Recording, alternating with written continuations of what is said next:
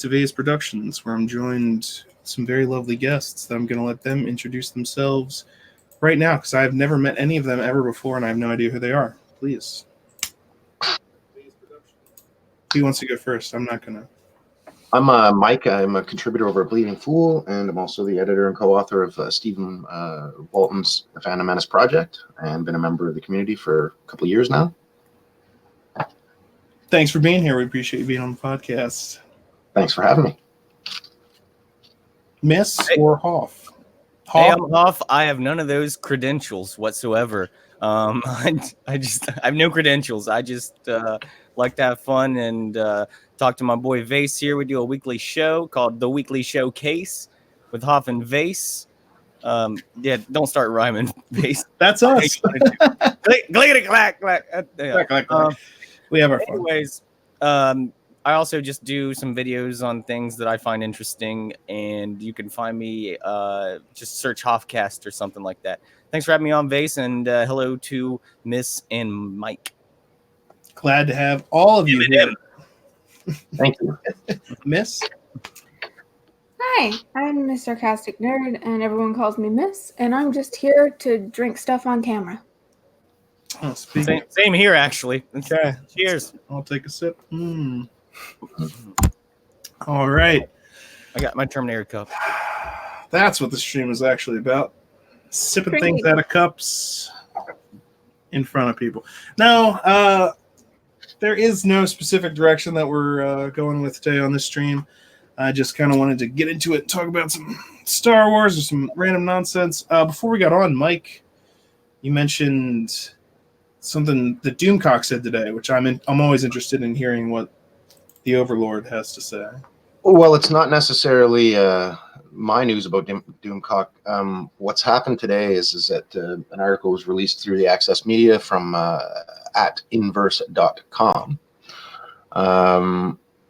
Basically launched a hit piece against one of our most beloved members of our community, Lord Overcocked Doomcock. And so it all begins basically by misquoting some of his some of the statements he's made on some of his streams, basically using it and twisting it as per the usual into a pretty rude hit piece. Doomcock is a very good figurehead leader of the community. He's a very inspiring individual. He's got a large following.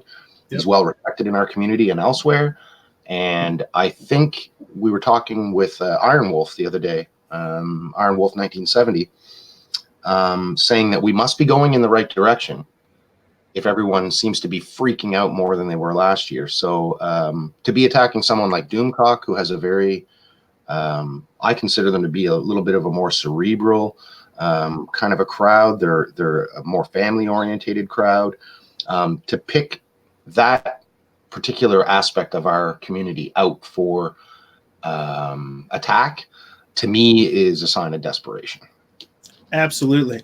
Frankly, I know what you're talking about here. Hoff, say what you're going to say. I'll let you say it. I was going to say our boy Ryan from RK Outpost did a video on Geeks and Gamers about it today. Pretty good video. Absolutely. He was pretty upset about it.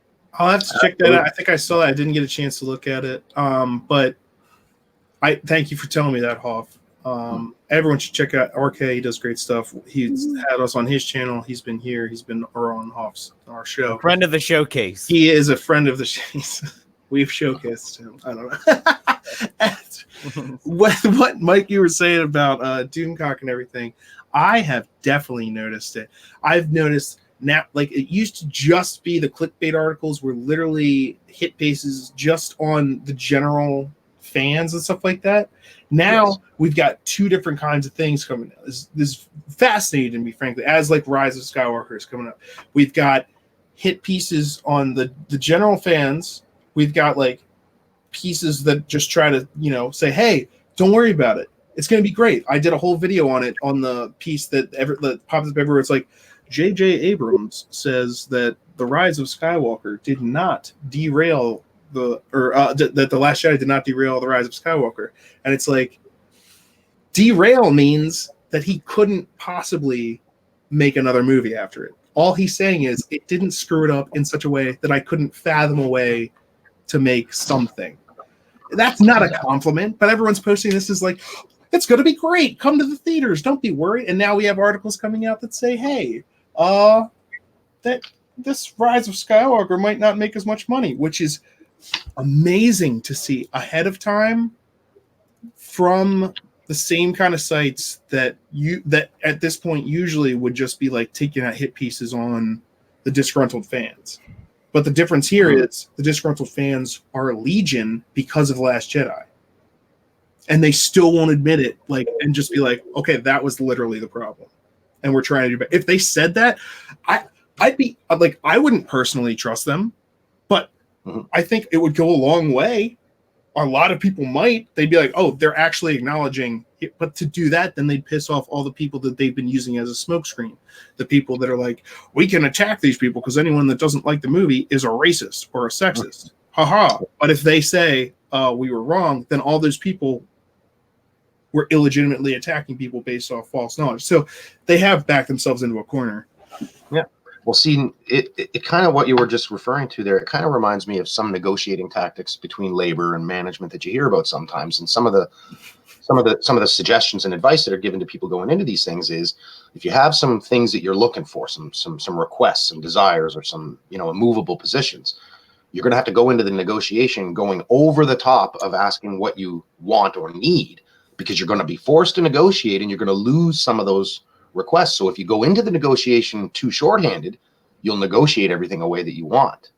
So in this case, they've used, I guess, in that way, the negotiating tactic going in heavy, and they've overreached themselves so far that it's backfired in the opposite direction. And now they have nowhere to go.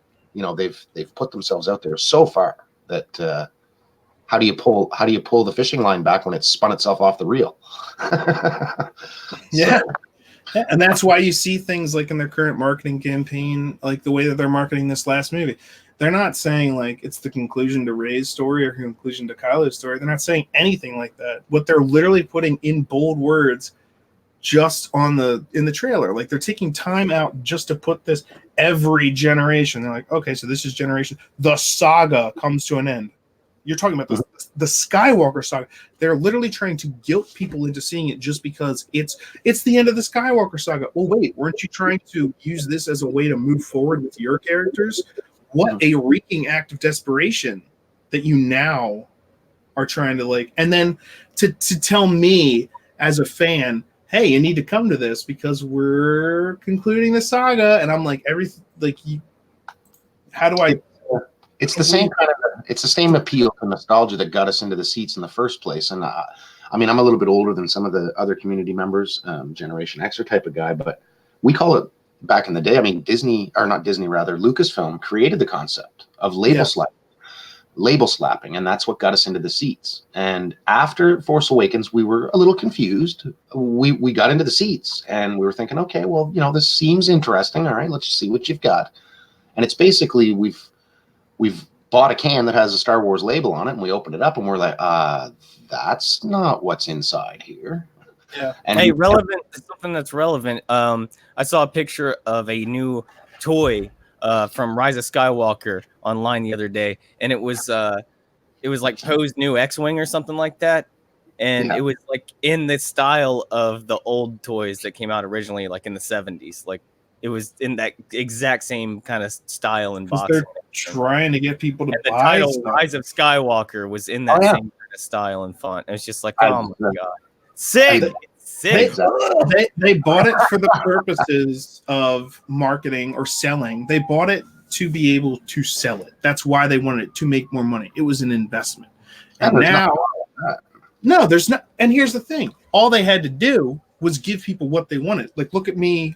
Like right now, do you think that I'm not like I say about Star Wars, that if you gave me a Star Wars movie that didn't absolutely take a dump on everything else that I've bought my entire life or like bought into, it, and again, they bought it to, all they had to do was follow pretty basic storytelling methods. They threw that out the window. The leadership's been nonsense. Bob Iger tried to he came in after the Last Jedi and was like, hey, let's talk about the future of Star Wars. And the only thing that he talked about was the possibly upcoming trilogy with Benioff and Weiss, and that was at a time when they were popular. That was before Game of Thrones tanked at the end like it did. So, and now the reports we're hearing from them is like, oh, what didn't he say? He didn't say anything about Kathleen Kennedy. He didn't say anything about Rian Johnson when he was talking about the future of Star Wars. Like, read between the freaking lines. They don't like what Rian Johnson has done. Exactly. That's the title of my show, Read Between the Lines. So, read between the lines. That was for you, Vase. I appreciate it, and I love you. And that is why I will always be more successful than Rian Johnson. No, but it's you do need to read between the lines when you listen to the public statements made by these people, because they're saying things. They know that anything that they can be said can then be heard by possibly a shareholder or something like that, and they're going to pull out. They have to spin everything they say, so you have to pay as much attention to what they don't say as what they do. And so when people are like, look, Rian Johnson's talking about his trilogy again, I'm like, oh, okay, what did he say about it? Nothing of any import ever. What has anyone else said about it ever? Nothing than it's originally been said to happen. And trust me, things can stay in development hell forever. Listen to me right now. Okay, 15 years from now, when Vase is directing a new Star Wars movie, and everyone's shitting on me, and I'm on Twitter. You little pieces of shit. Exactly, because these are going to be the fans of The Force Awakens and The Last Jedi, and you're taking it back to the old style. They're going to come after you, and you're going to be on Twitter calling them man babies. There you go. I want to be the person who's invited onto set. It's going to be so ironic. Give me a role, Vase. Yeah, give us a role. Here's the thing. No. No. I don't know. I guess you'll be unnamed character number 1. You'll be unnamed character number 2. I want to be one of Broomstick Kid's friends who was like the Han Solo of the kids. If it was up to me and I was directing these things, I would erase the sequel from canon from trilogy and start doing stuff from literally the EU and say, here's better, because if only they're applying continuity. I want to be the Captain Phasma. Okay, you're Captain Phasma. That's I kind of get that shiny armor. It's kind of like in Spider-Man: Homecoming, where that one Shocker dies and he gives the next guy the thing. He's like, "Yeah, you're in the Shocker now." That's why everyone thinks Jango is better than Boba. So he had shinier armor. Yeah, and then he got his head cut off. And Boba lived. All right. From the yeah, but Jango made it all possible, the Clone Wars and everything. I do mad respect. I mean, he was like the most cloned man ever. Top 5 cloned people ever in Star Wars, I'd say. I was just watching some of the Clone Wars TV show, which I never got that into, but I want to because everyone likes it a lot, and I want to just check it out. Did you see in the new Rise of Skywalker trailers, they cloned Star Destroyers? There's a ton of them. I think that was a copy and paste function in the editing studio. They're like, this doesn't look that impressive. Let's just make it. One Star Destroyer is not that scary. Neither is a punch. How about 1 million Star Destroyers? And Evil Ray. And there's gonna be a whole army clone Evil Rays. I don't know, man. What did you guys think about hearing that Catherine Powell was fired at Galaxy's Edge? You guys hear about this news? Who was what? Yeah, exactly. One of the directors and management persons that was in charge of the theme park. She was fired today. It was covered by Grace Randolph. Wow. One of our favorite subjects, Space. Yeah, she got in a little bit of a trouble last week from her response to criticism over her review of Rambo. I mean, I did post on her thing that I'm sitting here looking at for me, it wasn't her opinion that upset me. It was the fact that Grace had blocked a couple of people, and I mean, I followed Grace for probably 3 or 4 years now, and I posted right on her feed. I said, I'm sitting here looking at my unsubscribe button, and I just can't do it. Like, this isn't like you, Grace. I mean, we opinions and that sort of thing is the reason that everybody watches you. I don't consider her to be part of the Fandom Menace, But she does generally have a quite balanced opinion. And when she's harsh on someone, she's harsh on them. And when she's fair to them, she's fair to them. And that's why I respect her and why I was confused with that kind of behavior. But so I didn't unsub her, obviously. And of course, I got in my feed today that she's covered the rise of the Skywalker's potential boycott. And in Grace's own words, that if we apply the Galaxy's Edge template of refusing to show up for a piece of crap, her exact words were, "It will be a Death Star laser beam." I'm on two sides of this fence. Like, one part of me is just like, I don't care, but the other part of me is like, I got to see what this mess is, you know? Mm-hmm. I mean, Miss, what do you think before I ramble? I will ramble. I think I'm pretty much on the I don't care side. I hear that. I'm probably going to start reading the EU books once I get money. Like, I'm excited to see what they do with it, but for all the wrong reasons. You know what I mean? Oh, absolutely. That's what I was going to ramble about. Go on, Hoff. Tell me a little about what you're thinking. Tell us more. I just want to see like how they're going to pull it off, and they're not going to. I know they won't. Yeah. They've already put out like statements recently saying, like J.J. Abrams saying, like, well, you can't please all the fans all the time and all that kind of BS, you know, and defending the movie before it's come out. Exactly. That's not good. Weird. It's almost October and we don't have like an actual full trailer for this movie yet. What is going on? What is it? Well, they're doing some reshoots. Cats has a trailer, dude. Like, Jesus. And the one that they gave us was just half prequels and OT. Hey, remember what you liked about Star Wars? Forget about what you hate about it, which is literally The Last Jedi and our treatment of you outside of the movie. Outside, that's what gets me. It's the treatment of the fans outside of the movie itself. Star Wars fans can handle a bad movie. I'll go ahead. It's blaming us for it, but go on.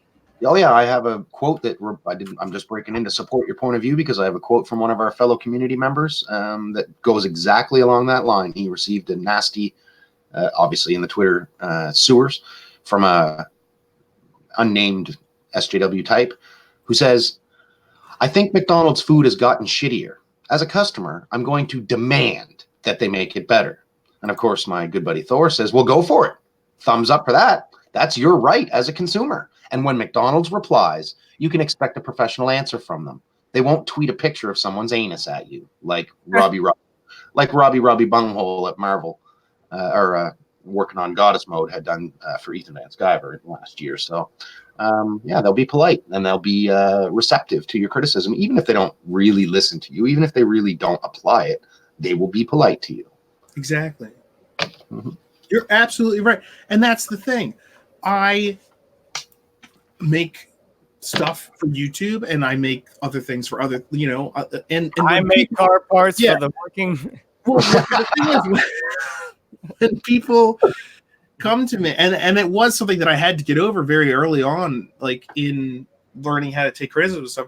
Like, you will have random people, especially on the internet, that are just trying to get a rise out of you. There are people out there that are just jerks trying to. So you have to take that. You have to take actual criticism. The thing is, now with Twitter and social media, it's like when a director decides to like talk to the fans the way that Rian Johnson has, and in some cases other people have, but mainly Rian Johnson, it's bringing every single commenter or troll or whatever to the same level as him as a direct. It's like when you're on a panel and in front of a large group of people don't just get, not just anyone gets to shout stuff at you and you respond to every single person, and that's what Twitter is. Random people all the time say whatever they want.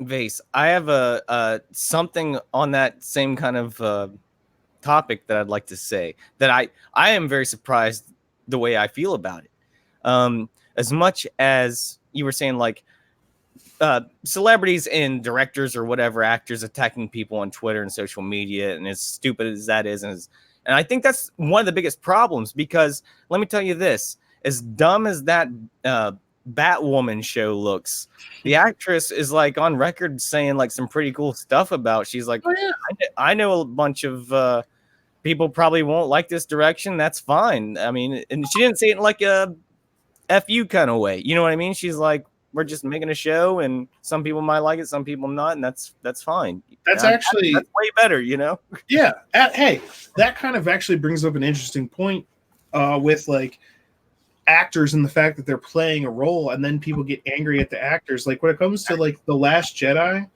I'm not mad at any of the actors. I'm not Kelly mad Marie at any of the people that. You know? Yeah, I'm not mad at anyone that worked on the movie. Like when I say like I do not like the movie at all.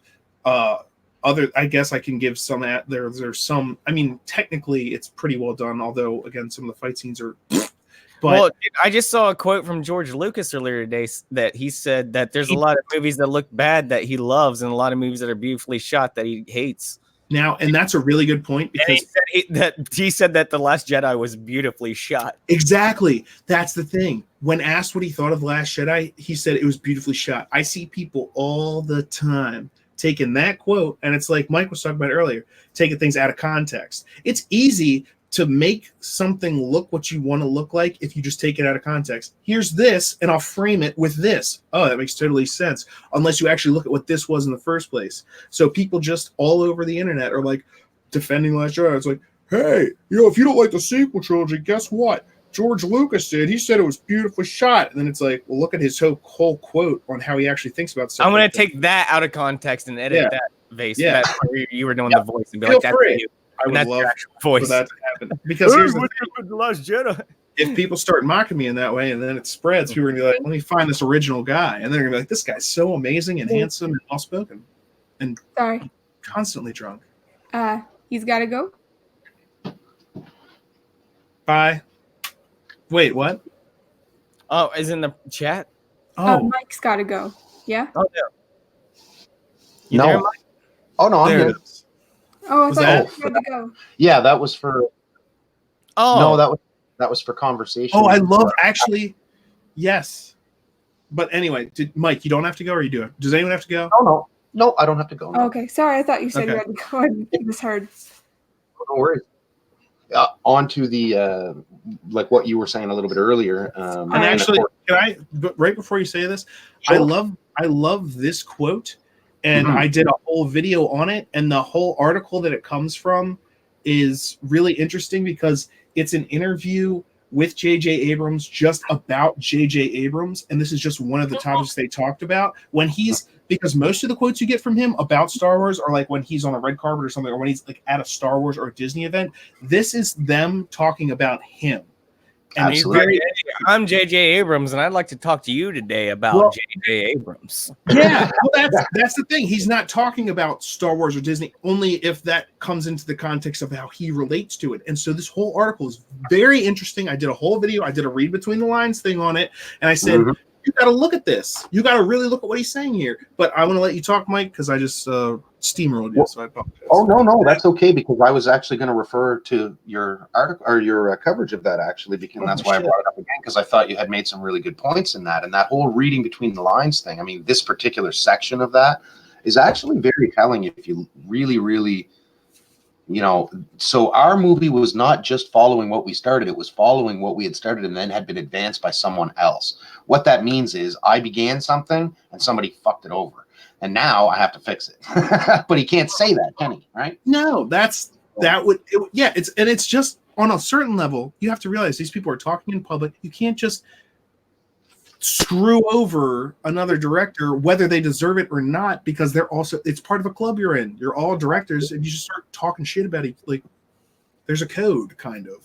And he's still working for Disney, so he can't literally talk crap about future projects or past projects because he's still under contract for, like, you can't. I think it was a power move by Rian Johnson because he's only done like 4 movies, and J.J. Abrams has done like a ton of stuff. He was trying to like show him up, try to be like, hey, it doesn't matter what you do. I'm going to do my own thing. It was definitely a power move by Rian honestly, J.J. Abrams couldn't have saved this either, just the way they were heading. It wasn't, I don't know. It could have been better for sure. Definitely could have been better, but I still don't think it would have been great.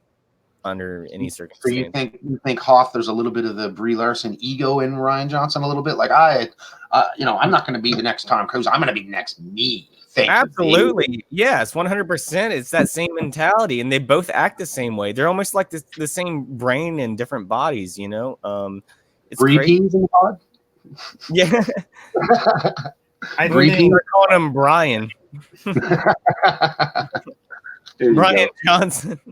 I think Ryan Johnson, it was definitely a power play on his part, and he got exactly what he wanted out of it. I mean, if you look at past quotes from him, he talks about how, hey, I want to make half the people like and half the people hate it. And I've said this several, I don't hate Ryan Johnson for that mentality, and I think it's actually an interesting mentality for an artist or a filmmaker to have. I think the problem comes in is that he was hired to do the middle movie of a trilogy of this. Yeah, it's basically do it on your own time. Don't do it on Star Wars time. And that's the thing. Here's the thing, but it's not even his fault for trying to do it there. I mean, if that's your goal is to make something that half the people, and you get the biggest scale upon which to do it, that's like a dream come true. The problem is the person that hired him to make the middle movie of a trilogy when he's self-professed as wanting to make half people like half people. Well, to be fair, go ahead, Miss. Are you going to say something? Vase might be cutting out here. Hold on. Is he frozen on your screen? Me? Oh, yeah. No, Vase Vase. Or Vase, he's froze, bro. You look like you were taking a breath and ready to say something, Miss. Did you want to break in there? Oh no, I had a conversation with someone.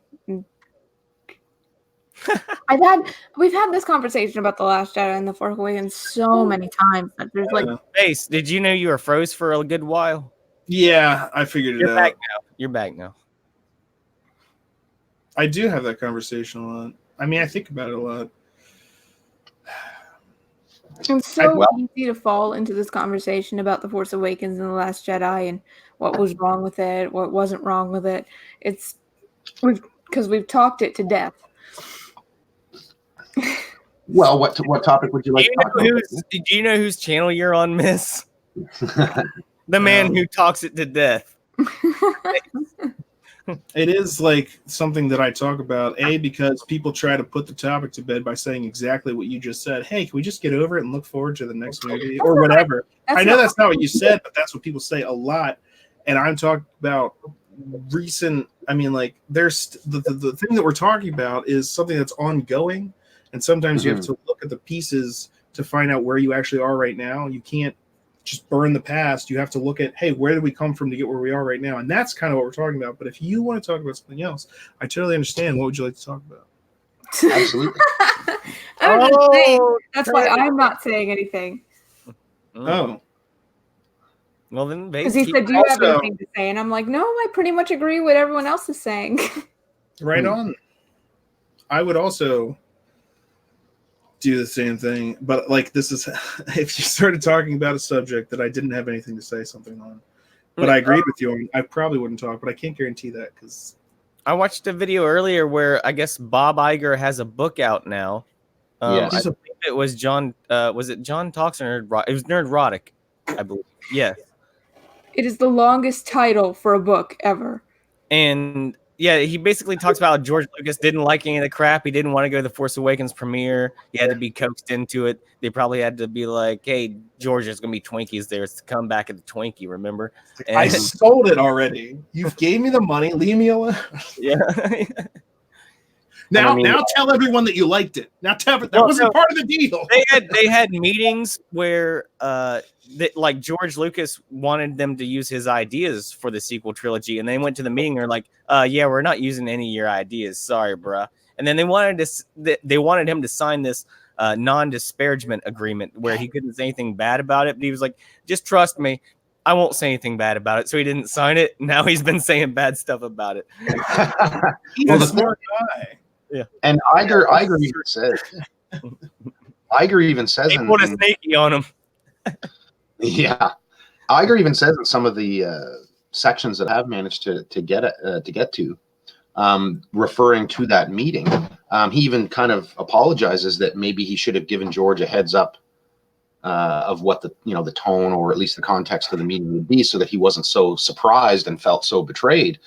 And I was talking about this whole article when it first broke, and it actually included some of the sections from the book. And we were talking the other day. Wouldn't it be amazing? Because I mean, I'm one of those old prequel hater people that was pretty hard on George, back 10 years ago. Sure. I feel a little bit of responsibility for that, obviously. But looking, as we grow and we mature and we look back on things, obviously we can reflect. But seeing how things are now, and seeing the amount of frustration and agony that George must have went through to decide to let go of his lifelong legacy, wouldn't it be a glorious thing if what the real function of Disney is to go full. I mean, George sadly has less years ahead of him than we have together behind us, and I think that it would be a tremendous legacy for Disney to screw this up so bad that we literally all come back together again, right back to George, and that literally is a shining moment for his legacy. And I see that the more that I read about Bob's book, that there is a potential, the more information that is gleaned out of that over the next few days, that maybe there's a potential for that, and maybe a little bit of a rapprochement between all fans and George, around George. Like Razor Fist, I posted a meme that Razor Fist had, or a tweet that Razor Fist had made, I think in 2017, just after the Force Awakens came out, and I'll see if I can find it here. What if George Lucas just started his own new Star Wars called like Star Battles or something? I think you should just go with Star Wars and say, hey, fair use. He's just like, hey, competition now, bro. Yeah. He's just like, I'm not asking anyone to pay for it. He did write his own script, yeah. And I don't know if I would want to watch what he has to put out for another story, because the idea of the Wills excited some people, but it didn't really excite me. Mm-hmm. I wasn't into the Wills. I was like, I don't know if I could watch. And I'll agree with you there, because and George we trust. If that's that, you can't just. That's the way of the Sith. You're dealing in absolutes. Oh, if George Lucas does it, it's perfect. Star Wars wouldn't exist if George Lucas did it his way. It was saved in the edit. When they first saw his edit, they were like, Steven Spielberg was like, nice try, guy. And that's why other people directed the other. He is a brilliant storyteller. That's what I said to Spielberg about E.T. Well, you're an idiot. He was following Joseph Campbell's ideas of this mythology. This is storytelling that is universal to humanity. And if we follow these steps, we will universally connect with everyone on one level or another. It's how Pixar does every one of their stories. It is that storytelling method. It's the hero's journey. It's been abandoned in the sequel trilogy. They're trying to stay focused on what George is trying to do. And it's why when I work on my music videos and stuff, when it comes to Star Wars, which I care deeply about, because I'm trying to tell a story using something that I care about, talking about something that I care about, and like putting a lot of things together. I don't want to bring the sequel trilogy into it, even if maybe I could throw in something that makes sense, just because I don't like it being considered as part of this story, as part of the prequels up through the original trilogy. When you start throwing the sequel stuff into it, and mostly because of like Luke's portrayal and stuff like that, and then the attitude, I'm just like, you know what? I'll just stick with the good stuff, and you can go and do your stuff. But if I'm talking to someone about Star Wars and my love of Star Wars, I'm not talking about the current trilogy. I'm talking about like the original trilogy. Like if you just go back to that alone, the stories there, father and son, families, like empires rising and falling, good and evil, the nature. Oh yes, father and son. I remember when Vader and Luke went fishing. That was so good. The way you said it at first sounded like a good thing, like father and son. It's a good tale. They go out on the pond, and Well, the stories about fathers and sons are not always as delightful as we'd like to think. Fishing is when Vader's like, "Oh, I see you've." It's actually a lightsaber. It's more about. It was a cute thing when they had a sword fight. It's That's true. I was talking more about like the mythological relationships between like the sins of the father, or the test that you have to pass, or like fighting the father to become the new leader, or like things like that. It's a very a very Freudian thing to destroy your father and replace him. So, and these are things, dreams, visions. I'm having, and the belief that if I can just get enough power myself, then I can solve any of my problems. And then realizing, hey, that was super inwardly focused. Mhm. If And I that- can that's just what- beat up Darth Vader, then I'll save the rebellion. And then he realizes, no, that won't beat the rebellion. That'll just really make me more like him. Oh my gosh, I remember what this guy's trying to say now. Pokes him in the eye. Tristan said, Out of respect. Tristan in the chat said Vader hit Luke's thumb with his lightsaber very hard. I saw this meme the other day where it was this woman giving birth, and then it was like next to it was toy lightsabers. And it's like when women have birth, they know how it feels to get hit in the hand with a plastic lightsaber.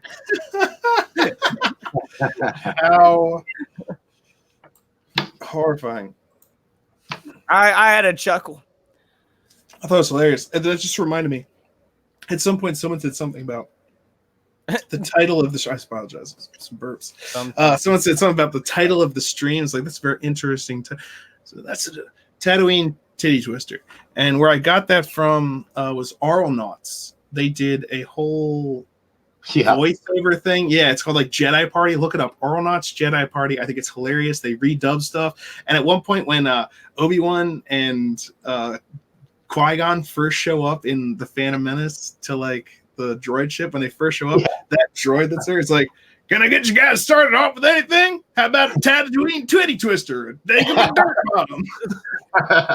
I remember it gets better from there. I'm saying look it up. They do great stuff. I remember the video they did a few years back when The Force Awakens come out, where they had the voiceover of Kylo Ren like talking about the movie. He's like, "Hey, it's your boy." That's one of their best. That's one of their best. They did great stuff for the Bane too from The Dark Knight Rises. I am Bane. It's synonymous with pain. That's the name Bane. It's gonna make it. It's just hilarious. You did some good bits on Bane. Yes, I appreciate that. And any of the members of the Phantom Menace that are out there that haven't actually checked out the Aeronauts, I mean, they've been doing stuff for years. So seriously, go check out their stuff. They're awesome. They're hilarious. And it's not even again like we get into this contentious thing about we're a Phantom and like avert against who are we?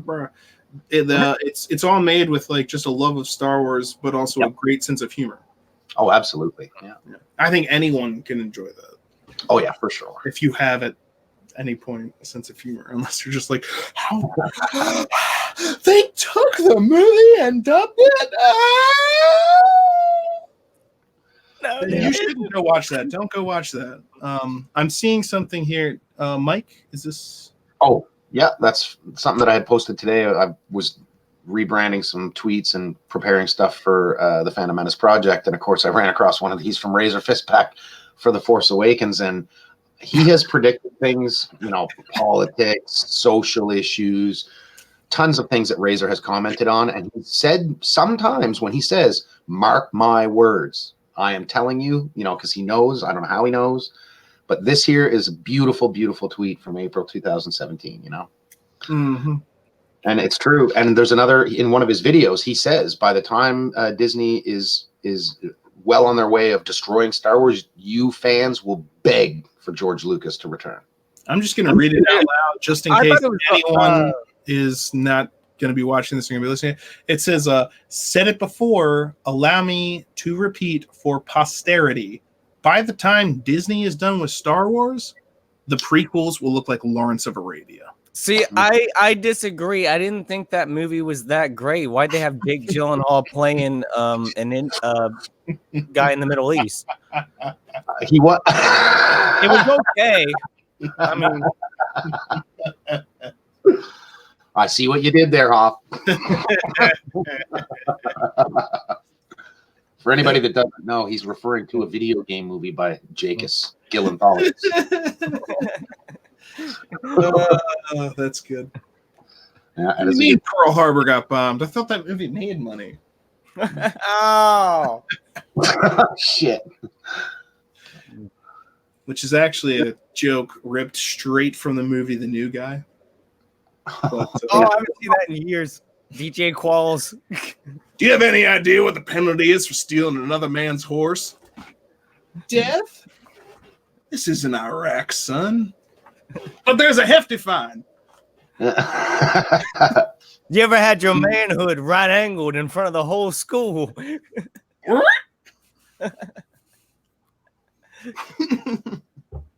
All right, angled. Entire school. The organ player's like, what?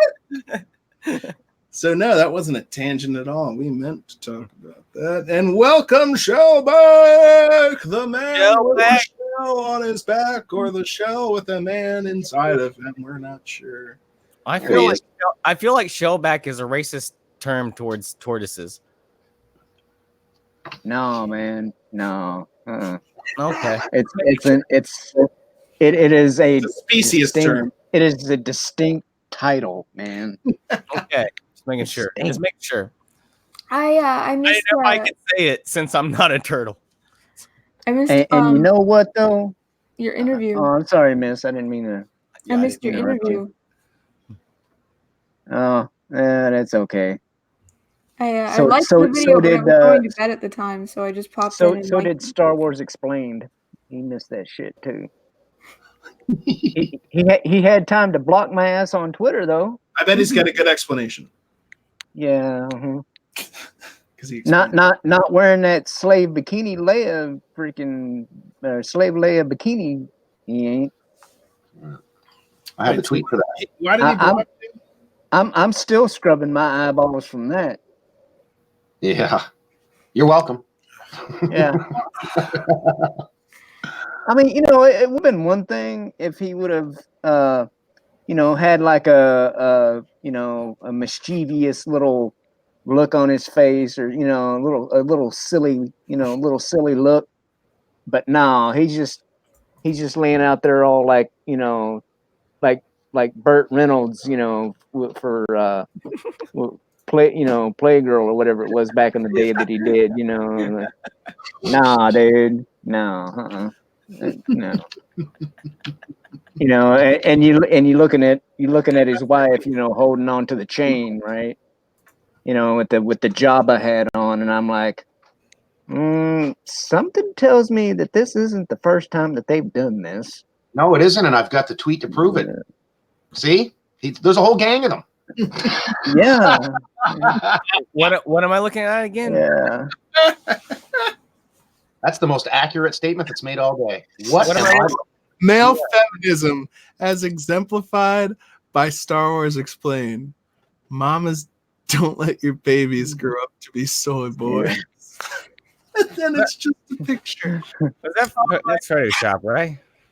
We'll have to thank Stephen Waynard at Stephen the Phantom Menace Illustrator for that beautiful, beautiful piece of mimic and tweetery artistry there. That's beautiful.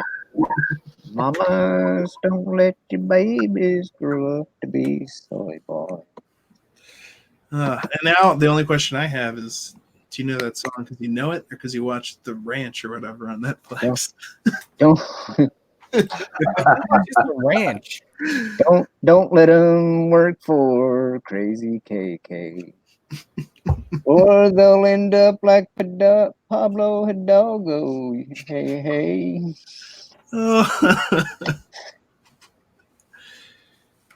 I gotta say, that is some funny stuff. And big credit to Steven. He does some great stuff. He's the one that did the missed opportunities, right? I believe, yeah. Yeah.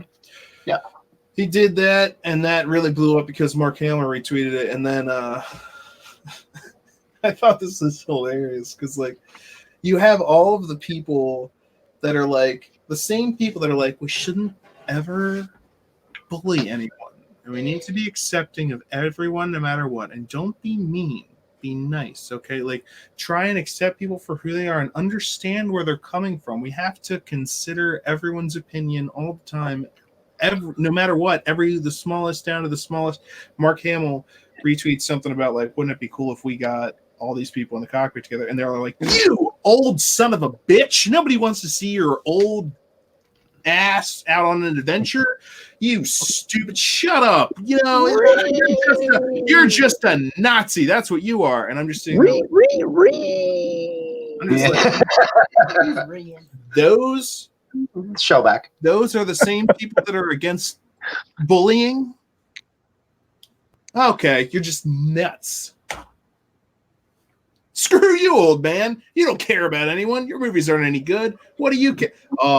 All that he cared about was the feeling that Luke Skywalker gave people and how it inspired so many people of every gender, no matter what, because nobody gave a shit. It was literally an inspiring character and what that meant to so many different people.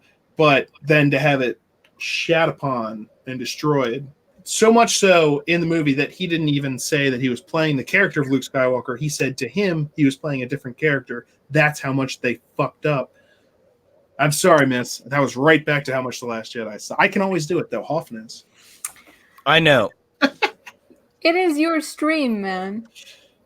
Oh, I know. I that's why I chose to say the things I just said.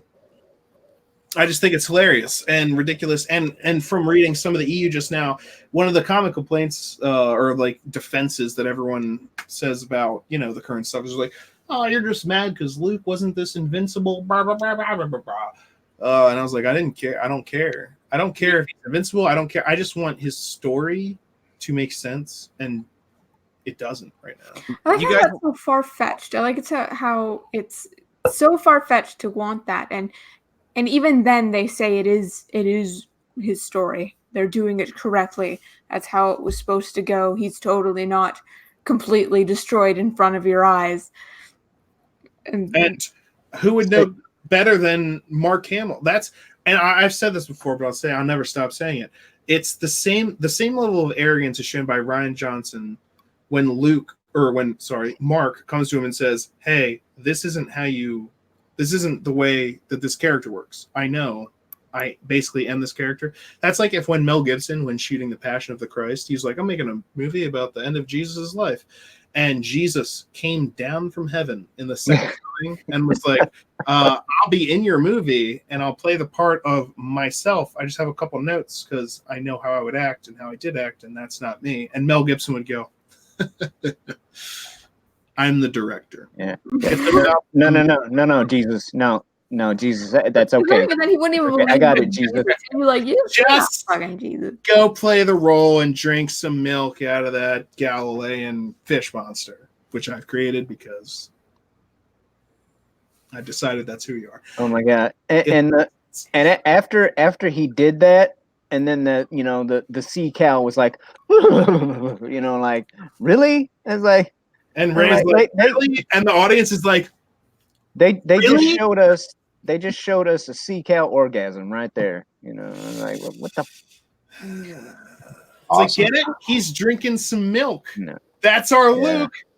He drinks some milk that's not the normal color. It's Star Wars. And he did the whole, like, does a body good freaking grin with it dripping off his beard. And he's trying to like discourage her from following and stuff like that. And like, I can see the points, but it doesn't make any sense.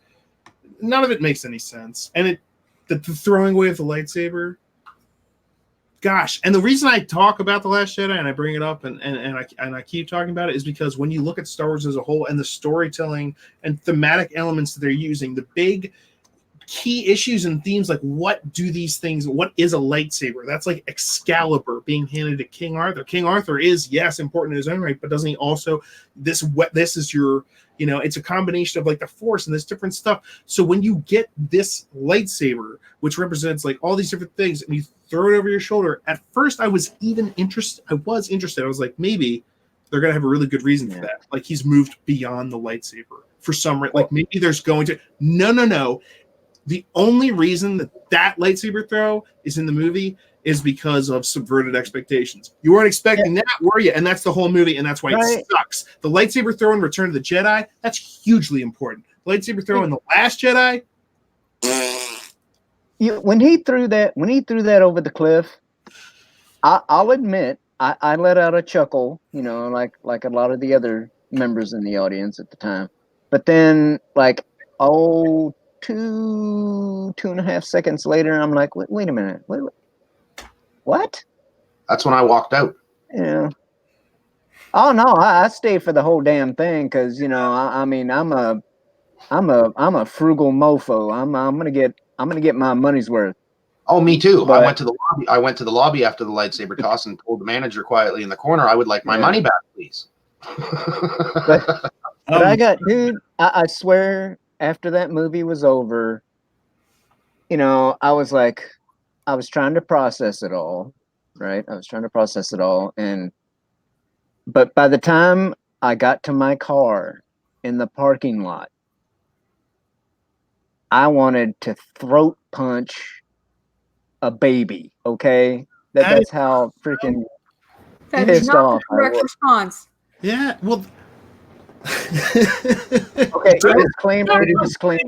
I'm not advocating violence against babies. Okay, disclaimer: don't hit babies. Showback is a racist and he wants to hit babies. Don't hit babies unless they deserve it. Now, I wanted to say,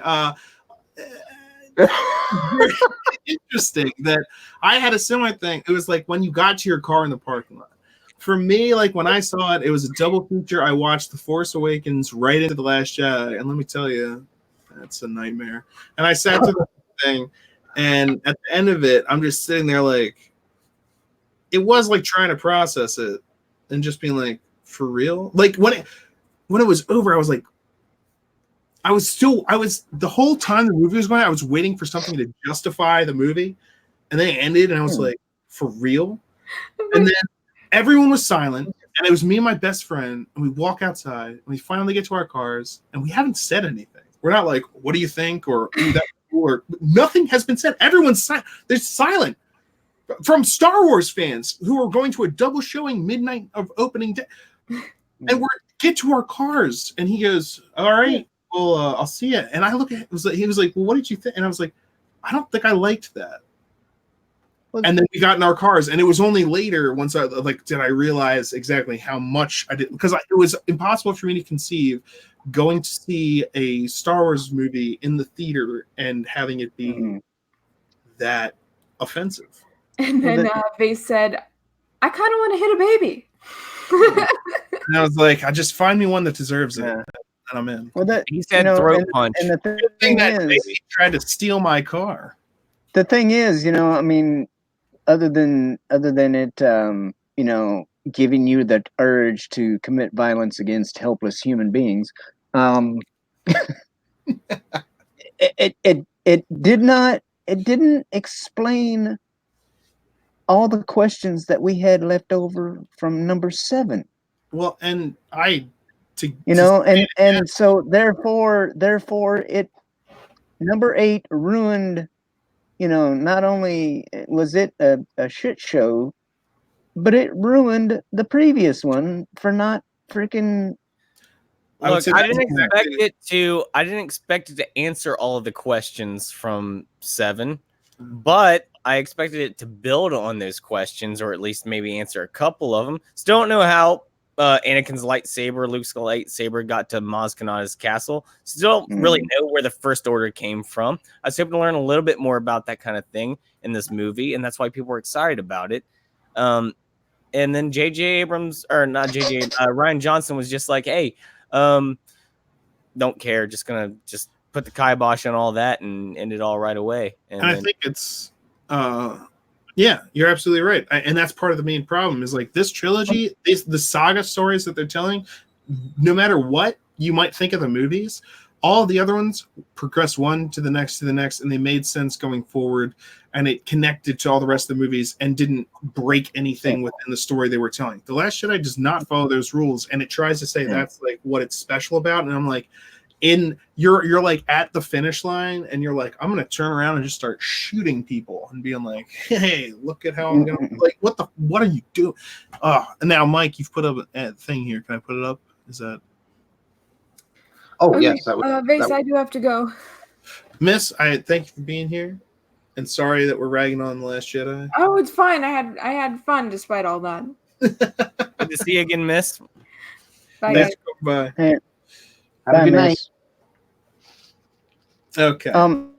So So Mike, Yes, are you? Wait a minute. Are you the same Mike that's working with Stephen Walton? I am indeed. Oh, right on. Nice to meet you. I've seen you in the chat here and there, but of course it's so busy in there all the Yeah. time. Well, I mean, I had to ask because I haven't heard you say like out and about or anything like that. So I heard at one point maybe a little oot in one part of a word. Yeah. I was like, well, that's the thing. Canadians and Americans sound the same up until they say the words "I'm going out and about," and then it's like, wait a minute, you're Canadian. Yeah. Well, I'm French, so maybe that's why it comes off a little bit differently for me. I'm not sure, but I know exactly what you mean, and that's very common. So, What? What? Well, You are not one of the hoity-toity Quebecians. No way. I don't believe it. no, just because I'm French doesn't mean I'm a Quebecer, and there's many, many, many, many, many different cultures and cultural centers in Canada for I'm getting there. Do you mind if I ask what province you're in? New Brunswick in eastern Canada. And so okay.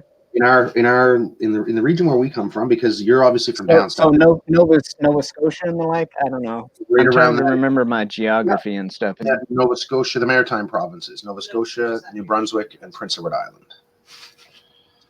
And so right on. just north about 9 hours north of Boston, I guess you could say. Yeah. Well, I've got BC up above me, so. Oh, you're in Oregon, okay. Washington, yeah. Washington, yeah, okay. Yeah. So a piece of you. Are you living down south now, or you're out in Washington now? I'm in the southern Puget Sound area. Oh, are you? Okay. I lived in Vancouver for a number of years. Yeah, so I'm like a short ferry ride over to Seattle, or about I don't know, 30 miles away from Tacoma. So oh yes. Yeah. Well, here's something that Americans might find interesting. In the French area that I come from, the first settlers here were in 1603, and they're called Acadians. And they hacked the life out of the wilderness around here. And in 1755, after the Queen Anne's War in Europe came to its inevitable conclusion and the British won, French conceded a bunch of territory, the Louisiana territories, as everybody is aware of. A lot of Rupert's land that was right around where Hudson's Bay was operating back in the fur trade days. And in order to maintain their homes and their land here, the Acadians had to swear allegiance to the British crown, which is something as French subjects they couldn't do. So the British deported them. And this is the first, people around here call it the first instance of Canadian genocide. They split the families up, burned the farms, killed the livestock. Some people went back to France. Some went to the West Indies. Most of them went to Louisiana. And so the Cajuns is a corruption of the French word Acadien. And around here, the slang that they use, they say Acadien. And so Cajun comes from that. And it's just a corruption of the word. And those are our long lost ancestors. That was awesome, first of all. Well, me and you might have some people that were related to each other, or could very well be something, because my paternal grandfather is from Louisiana. What's the last name? Well, my last name is actually British or English in nature, but your grandfather it actually originated from the Norman invasion of England. Oh, yes. So from the Normans from Normandy, France. So I've probably got some French and some Viking in me as well, because that's what the people from Normandy were and descendants of the Vikings that had settled there. I tuned out, but so we're talking about French and a Viking in you. So we're talking double penetration. Well, you know, go big or go home. You know, Absolutely. Right on. Sounds Actually, like a good hope. Sounds like a good hope. That was some really interesting history there. Mike, are you a history buff by any chance? Like, Absolutely. I'd love to have you on a show sometime. One of my good friends who's almost never like on streams or anything like that, but he's he loves history. All he does is history. I just love to sit back and watch you guys talk. Yeah, I love history too. I mean, that's history. Like having a love of history is kind of one of the things that got me into D&D and stuff like that. You know, That's interesting. You know, the medieval aspect of it. You know, I was not expecting you to say D&D by any stretch of like when you were just like history has interested me, and I was just like, and you said Dungeons and Dragons. So like what the medieval aspect of do you like so not as much the role playing part, but more like how you like would attack things or how you would go at a situation giving these circumstances, you know? Or maybe no, I don't know. What do you mean? I mean, I'm just trying to figure out what about liking history brought you into liking Dungeons and Dragons. Well, like I said, it's you know, it's like a medieval type setting, you know, and the different weapons and equipments in D&D, and you're thinking, okay, well, we're using these for real in our imaginations, and it prompts you to go and look into other things or investigate other avenues and kind of pull all the threads together, kind of thing. Maybe that's what he means. The game Risk seems more appropriate, but that's what I mean. Like, because that is like, hey, here's your force, your world, you know, or whatever, your country. It's like now go literally try and. Man, I always lose at Risk. I don't have the patience for it, and I'm like, where are the dragons? Give me a D&D Risk version where like but it's like Lord of the Rings. They did that. They made a Lord of the Rings Risk, dude. Nobody. I played it. My buddy had it. If I have a couple of dragons coming in or like a freaking Nazgul, I'm more interested than it's like, oh, there's 2 B-52s coming in. Like, I had like 2 armies on Mordor for like I had 2 armies on Mordor for like a turn, and then I got wiped out. You don't just walk into Mordor. Exactly. I just made myself think of something. The show Nightfall. Has anybody seen Nightfall? I've got that on my list to watch. Me too. I've been hearing because it's stuff like that, you know, like to tie in the history thing, you know, history buff thing again. You know, like stuff like Nightfall, all of the various stories, you know, movies, TV shows about the Three Musketeers. Sure. All of the Robin Hood stuff. Kingdom of Heaven. Which I like, you know, I like me some, you know, some Kevin Costner, Prince of Thieves, you know, even though he couldn't speak with a British accent, as told to us by Carrie Elwes in The Princess Bride, which was hilarious. And you mean Prince of Persia, right? What's that? Lawrence of Arabia. I'm obsessed with Lawrence of Arabia, aka Jake Gyllenhaal. But I mean, like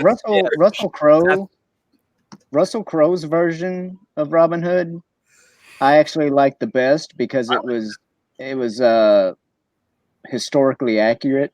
I like the way they portrayed the siege upon the castle. They were like, we have these forces move up. We're going to set fire to this. We're going to wait till that burns down. It kind of accurately showed the nature of like what it's like to actually be sieging a cap. Most of the time when you watch a movie, the siege starts and then the thing ends. It just goes continuously through a battle until a castle siege took like days, man. Exactly. At least, if not weeks. Yeah. You know. That's why I like this siege with Steven Seagal.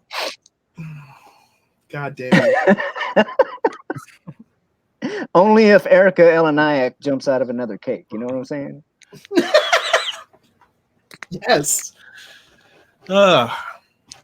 Nobody ever jumps out of pies. Too messy. Steven Seagal, he's a crazy son of a gun, isn't he? He plays blues music. Like a bag of hammers. Like a bag of hammers. All I'm saying is, how in the hell I was so jealous of Steven Seagal back when he was married to Kelly LeBrock. Oh God. Okay, Shell. Show back your old. What did you think of, I'm kidding, man. Gladiator or Kingdom of Heaven? You seen any of both of those movies? Russell Crowe Gladiator? Yeah. Oh yeah. Have you seen Kingdom of Heaven? Is that the one with Orlando Bloom and the Crusades and all that? Yes. Oh yes. Yeah, I believe so. Yeah. I would say I love them both. They're fantastic, and Edward Norton is in it too. He play. You never see him though because he's behind the mask of the King with leprosy, and tons of other people. I mean, Qui-Gon Jinn is. I mean, Liam Neeson's in it. By the way, Edward Norton, he's in Alita, but you don't see him. But for like a second, he's behind these little goggles. I really appreciate him for those roles. Well, Kingdom of Heaven is one of my favorite movies. Absolutely, Lupin. The Paladin. You know, to tie in the D&D conversation from earlier, the Paladin character, the Dark Templar guy, when he says towards the beginning of the movie, where he says, you know, my German friend is a close student of the law, you know, and we'll arrest you. You know, we can fight for something else. Just let us arrest this man. And the German fellow says, well, I think he's innocent of the charge, so we'll fight. And we'll let God decide the truth of it. God will decide the victor. And then he kind of dryly just puts down his little thing that, like, his helmet that he can lift. He just says, my German friend is a close student of the law. I totally say more about that because I just watched. I'm making a music video about it soon with the Muse song "City of Delusion." And just because that movie is so good. The director's cut, that scene is amazing. The German guy dies there, by the way, but who's right? Like, who wins the day? Yeah, exactly.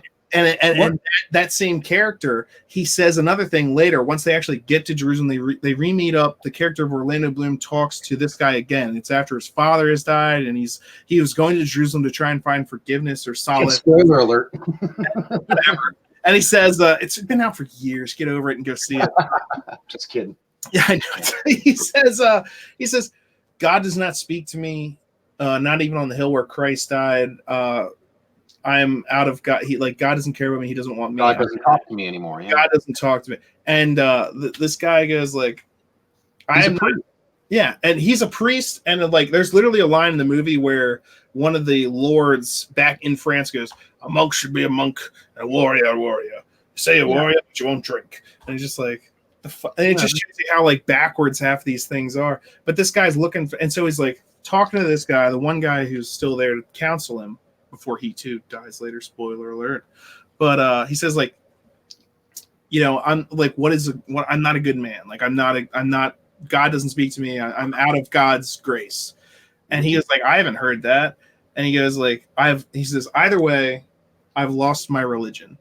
And the guy you're talking about, the Templar, he's like, or not the Templar, sorry, the monk, dark priest, paladin guy goes, I've seen too much religion in the eyes of too many murderers. I put no stock in religion. No stock in religion, that's right. Goodness is in your actions and in what you do every day.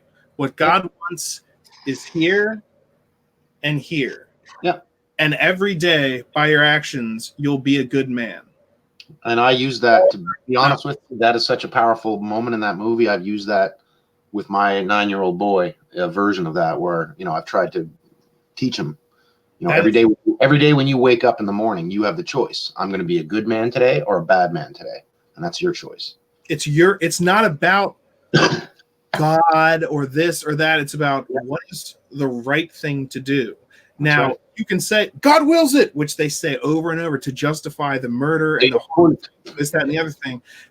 And when he takes his vows as a knight, and that's why they say over and over again, I don't know if Jerusalem can handle a perfect night. And it's like, what are your vows? Protect the king. If the king is dead, protect the people. Like, not glory, not personal power, not, it's like literally the actual responsibilities of a knight are different than what most knights end up doing, just because becoming a knight gives you certain privileges. Yeah. That was a very powerful movie. Very, very well done as well. Thing that ties right into stuff like Jedi Knights. I mean, these kind of parallels and stuff like that is why Star Wars was so relatable. I mean, like, come on. I find that stuff, the way that ties together. Oh, it does, though. Fascinating. It's an integral part of our society: honor and loyalty and dedication and forgiveness. Yeah. These are all integral aspects of our society. Of course, they're relatable to us. Of course, they are. And no matter what time you set it in, if you're telling a story the way that, again, has been identified, and like, you know, if you're telling a story that people can relate to, that's going to be compelling. That, at least on some level, is going to be like, I can relate to that. But when you have like characters or, you know, whatever in your story that do things that don't make sense, or especially in comparison to like if I was telling the story earlier and then we came back and I started saying random ass stuff and you're like, but you said earlier that, it's like, forget about that. I'm telling you this story. It's like, but isn't this part of the same story? It's like, yeah, but forget about that. It's like, I can't though. I mean, part of the same story. You mean like if you bypass a compressor in 2.5 seconds? I bypassed a compressor. I flipped a ship like before, but never. Huh. I pulled a Jedi mind trick out of my ass.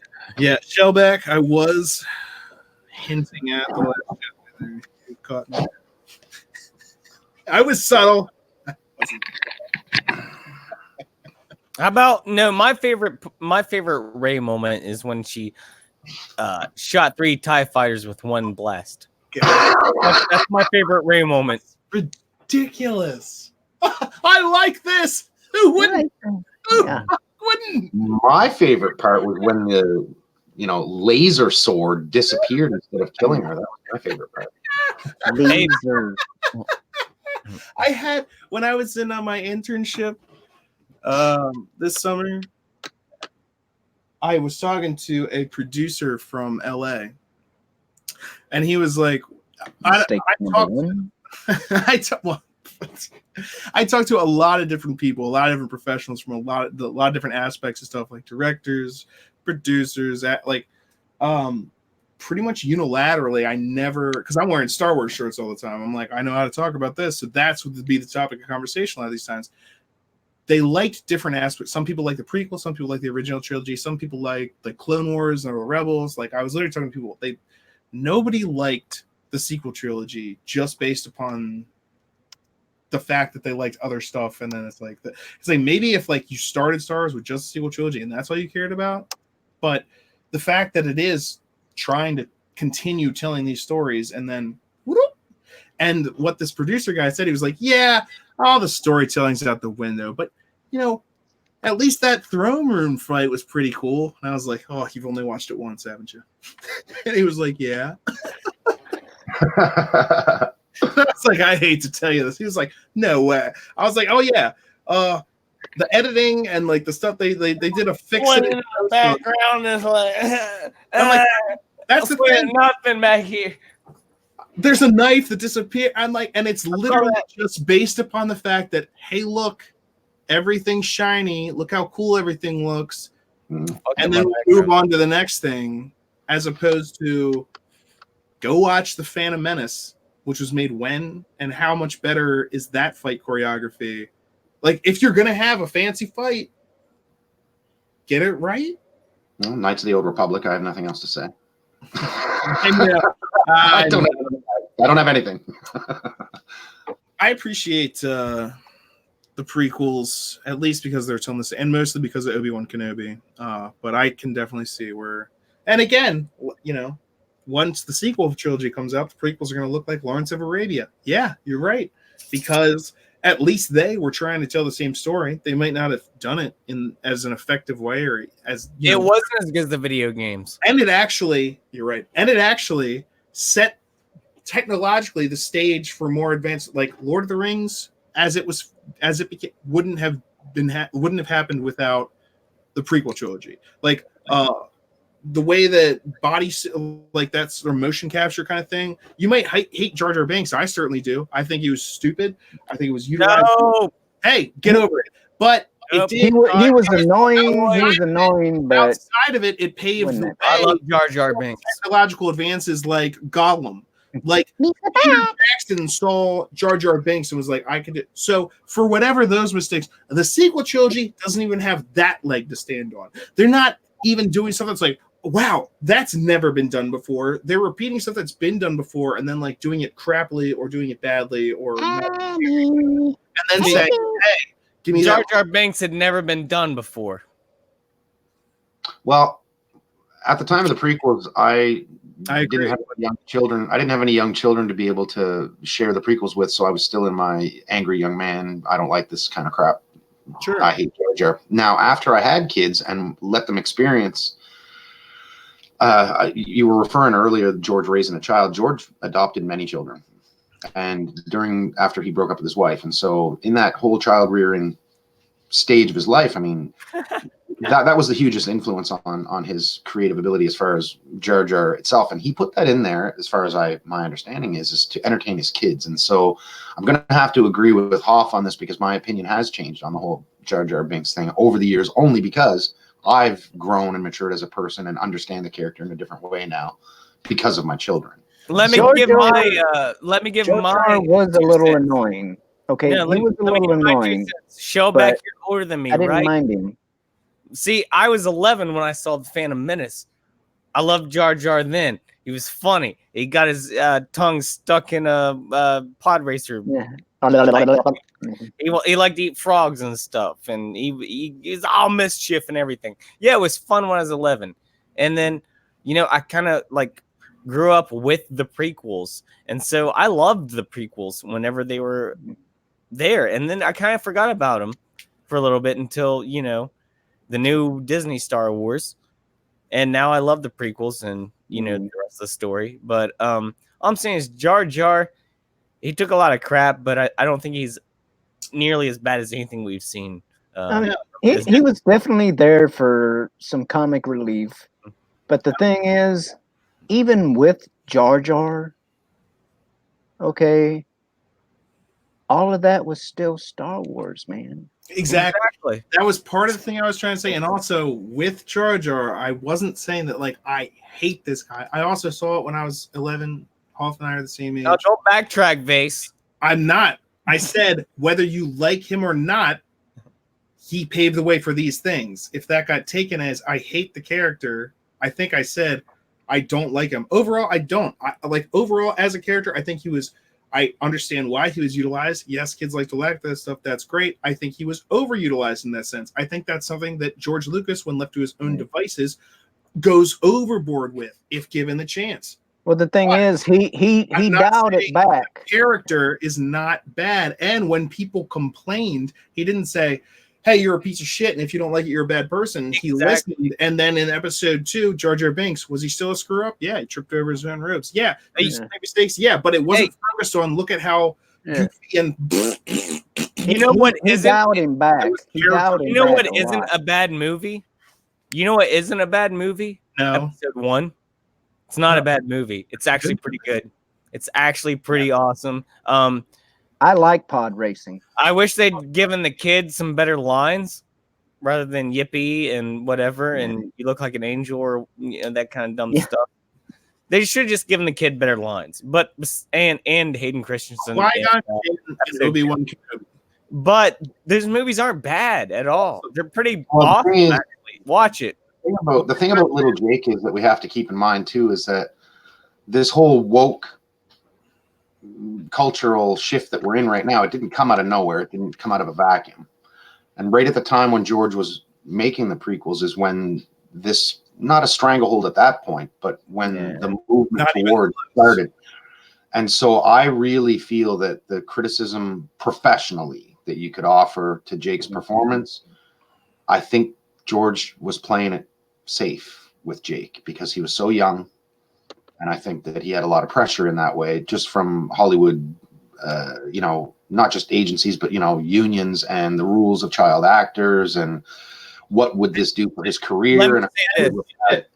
Let me say this, as cheesy as it was not offensive or controversial. Besides, it was just cheesy. I like the relationship between Anakin and his mom. Like, while there are equally scenes of him going, yippee, and you'd be like, that wasn't great. You can also see like him leaving his mother, the realization when he realizes he gets to leave, but his mom doesn't. That's a great scene, actually. Are you kidding me? And the scene where he's like, a Jedi can't die, and Qui-Gon Jinn goes, if only that were true. That's the start of one of my videos. Yes. Yeah, the day I tried to live. It's all about Anakin's turn to Darth Vader, and it's all with the audio slave. And by the way, Hoff, I'm making a new music video soon. It's all about Luke and Vader, and it's Shadow on the Sun, which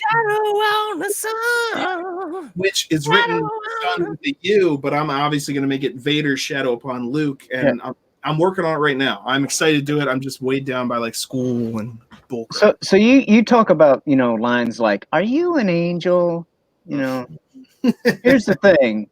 All right, he's like 9 years old, right? And a slave. Okay. And I know. He's not. I'm sorry, but if Natalie Portman would have come walking in front of me when I was 9 years old, I would have said the same damn thing. No, Can't argue with that. Can't argue with that. He hates sand. She's sandless.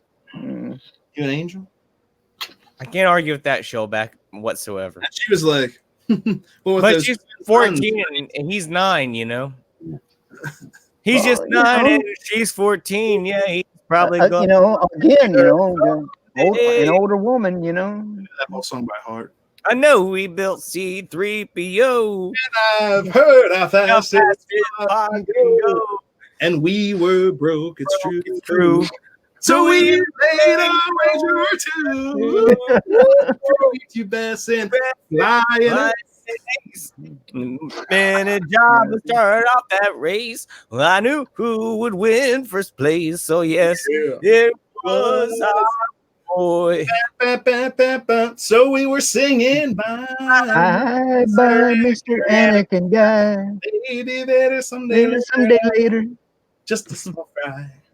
So he left his home and kissed his mom. The intro music now. Soon I'm gonna be a Jedi. Weird Al is now claiming this video. Soon I'm gonna be a Jedi. Well, we finally got the Coruscant. No, we're done. It's over. He said, "Stick it in your pointy ear. I still will teach this boy." Boop, boop, boop, boop.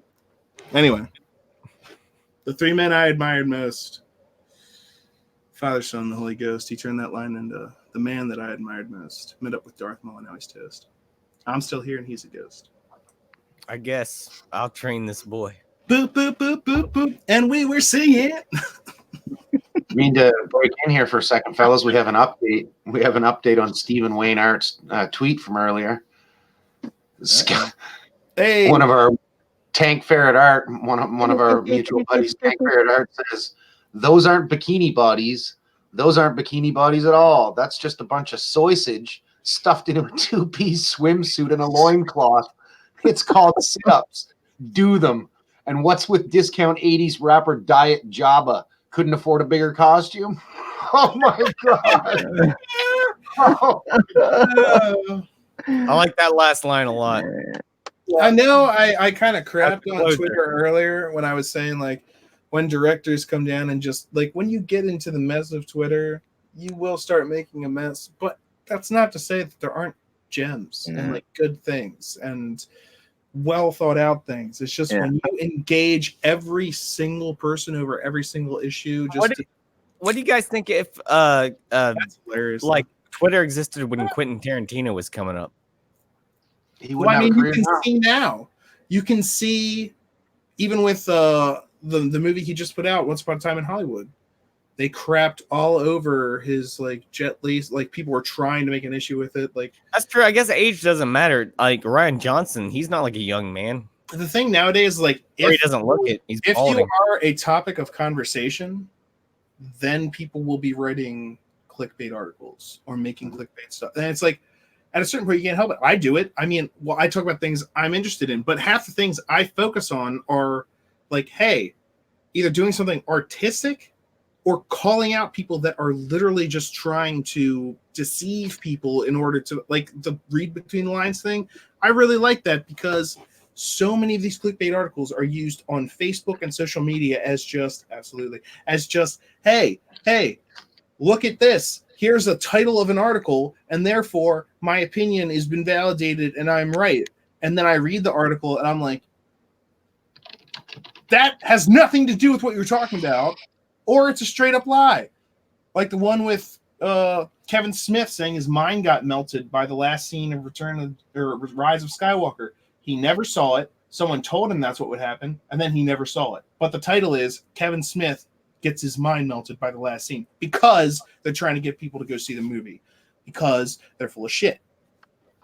And it's that easy to find out, but nobody cares. Like people, because his mind is an ice cream sandwich. Now, I want to ask this question, okay? I always kind of like to ask a question similar to this because I want to know, what would you like to see in the Rise of Skywalker? Like, what would make it good for you? Because at this point, I mean, I think this would be better off for The Last Jedi, but at this point, this is what we have coming up, and I mean, we're already damaged, so it's hard to pick anything. Luke I want to see Han Solo run down a corridor and fight some stormtroopers. I'm going to let everyone else answer this question before me.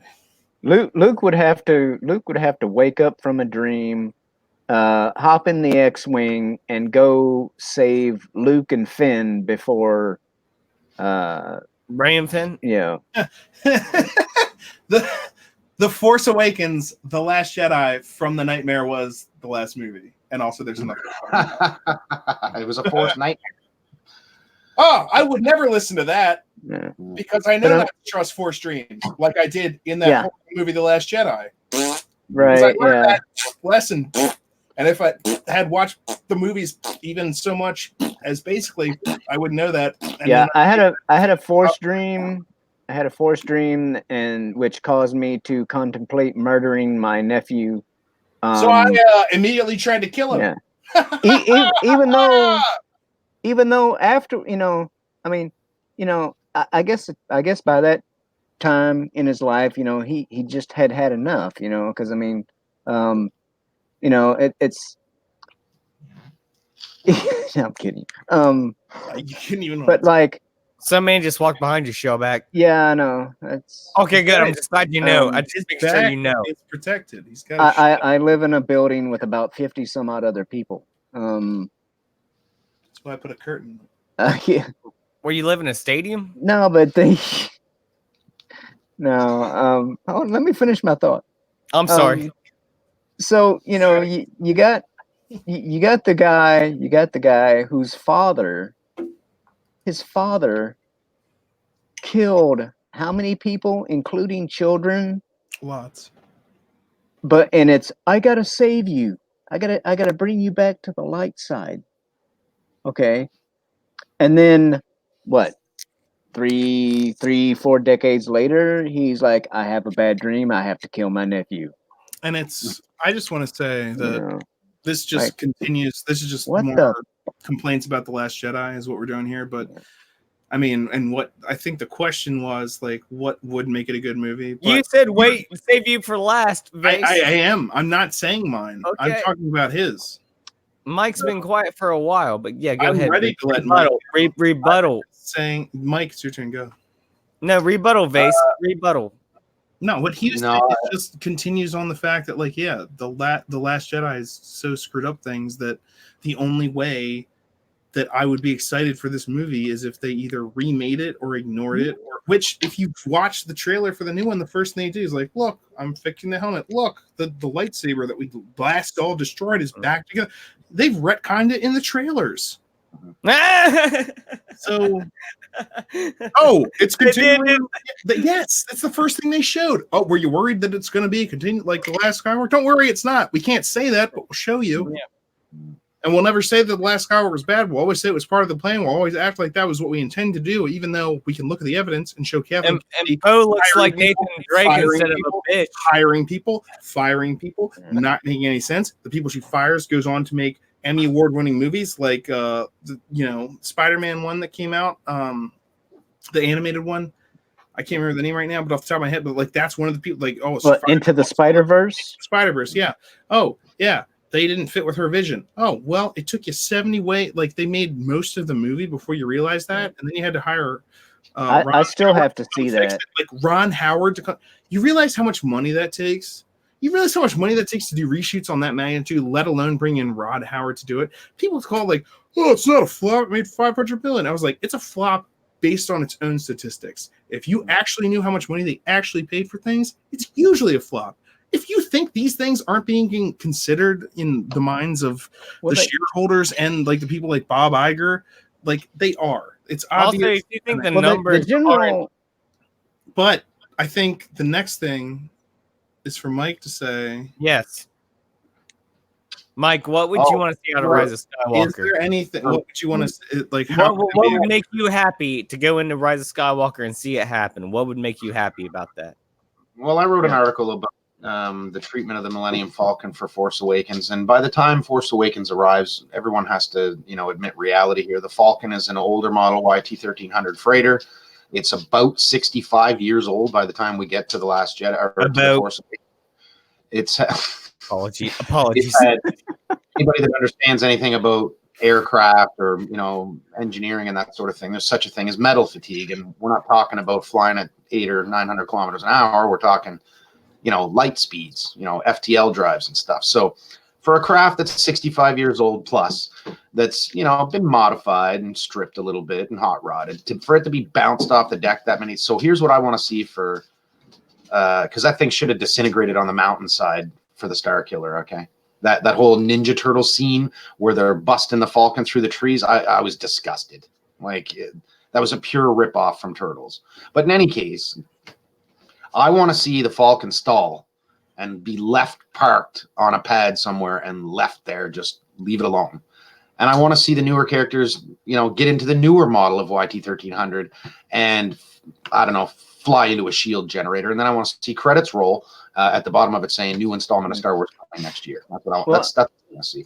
I think in the Star Wars universe or whatever, these ships are meant to last like hundreds. I don't want to get into the weeds longer of years. That part of what he said. I want to focus on the fact that we asked you what would make this next film watchable, and the crux of your point was, again, we're throwing this out the window and we're making new stuff.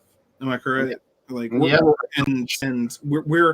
We're going. Because, and I think part of it, and I'm going to let Hoff go in just a second because I don't think he actually ever got to answer his own question. Yes, sir. But I'll just say there's been a lot of arguing or like this is a major point that gets to be thrown around is like, well, that's not canon anymore, or well, it's a kid's show and things like that. So when you come, it's like, hey, this, and it's like that's always been an aspect of it, and that's always been part of the story, and that's always been something that you can look to be like, hey, that's part of the reason why the freighter that you're talking about was initially viewed skeptically by Luke Skywalker. Then 30 years later, and it's been sitting in a junk pile, not been like used, upgraded, and taken care of, and now porgs are in it and eating the wires, and it's still like an old Ford Pinto at this point. It's still triple shotting TIE fight, new upgraded brand new TIE fighters without her even using a targeting computer or being in the actual gunning. Like, don't you have to have a gunner, or is that was literally in the Force Awakens? Nope, she did. I like this. Why wouldn't you? You're invincible and a god. Hoff, did you want to go? Yes. I think the only thing that would make me even respect this film is if Disney did something like Evil Wins. So basically the First Order takes over and we have like this kind of like odd, weird ending to it. And I think that would also help them if they're planning to do anything after this franchise. God help us all. It would help set it up too. But I'd like to see it end on a rough note, like Revenge of the Sith. You know what I mean? With maybe just a hint, just like a little bit of salt of hope. You know what I mean? But I'd like to see it end like Revenge of the Sith on a really weird bad note. And that would make it. You'd be excited to see that with everything they've done so far. You'd be like, hey, if they can just make it end on a bad note. Because I want to see the bad guys win. But most importantly, I just want reasons for things. I just want to know where the First Order came from, where who Snoke is. You know, I just want these answers. Well, here's the thing. Snoke was a punk. And the lightsaber, like, we still don't know how the lightsaber got there. We still don't know. It's been such a big part of all this. And we still don't even know how it got to Mos Kanata's castle. We still don't know this. It's ridiculous. I think you're on something, Hoff, with the. I just want more. I think you're on something with the dark ending, though, now that I'm thinking about it a little more, because what you're suggesting is to shut down all this crap, first of all, which is something that I want. Exactly. And so that would do it. And I really believe, though, Vase, that he's talking this opinion is only in anticipation of more to come. And I do have issues with Disney being in charge of that. But what you're saying is, with that ending, you've created a new dark force with no resistance to it. And so you're literally leaving the field wide open for any character of the future that we wish to insert into that struggle to create a new legacy. And so there maybe is something to that. Now, here's where my only issue arises with that. In order for it to be Star Wars, you have to have stars, and you got to have war. Okay, and it's Disney. All right, it's Disney. It is. We're never gonna have hands chopped off. We're never gonna have decapitations. We're never gonna have any of the most amazing reasons to use a lightsaber in the first place. It's never gonna happen. It's never going to happen. And so the quality of the lightsaber fights that we already have are the quality of the lightsaber fights we have, unless we all out here choose to make our own fan films, because Disney's not going to do that. It's a family brand. It's not going to happen. In my opinion, Disney has no business buying a franchise. That was Disney buying Aliens. Mike, first of all, I don't want to get, hold on. I don't want to get too into the weeds on like Disney, like anything like that, because I still haven't said what I haven't really, but Mike, when you talk about that, they own now as well, because that was part of my worry. And I think Robot Head's video on Disney doesn't understand lightsabers really just puts a mighty pin in exactly everything they got wrong. Like Finn waking up the next day or whatever, he should have been a cyborg at least, or something to explain how his entire spine getting chopped up by a lightsaber. Yeah. He's just walking around the next day. It's like, oh, just barely nicked him. And I wanted to thank Mike. A lightsaber does not knock people unconscious. Vase, I wanted to thank Mike real quick for basically like saying what I was trying to say, but much more eloquently and intelligently. Yeah, that's my point. Like, yeah, if we're gonna move forward in Star Wars, we need a good enemies to set up the future and try to just forget about all this. And you said that way better than I. Awesome, man. Thank you. I was raising my hand during it, and I didn't want to talk, but because I cut people off a lot.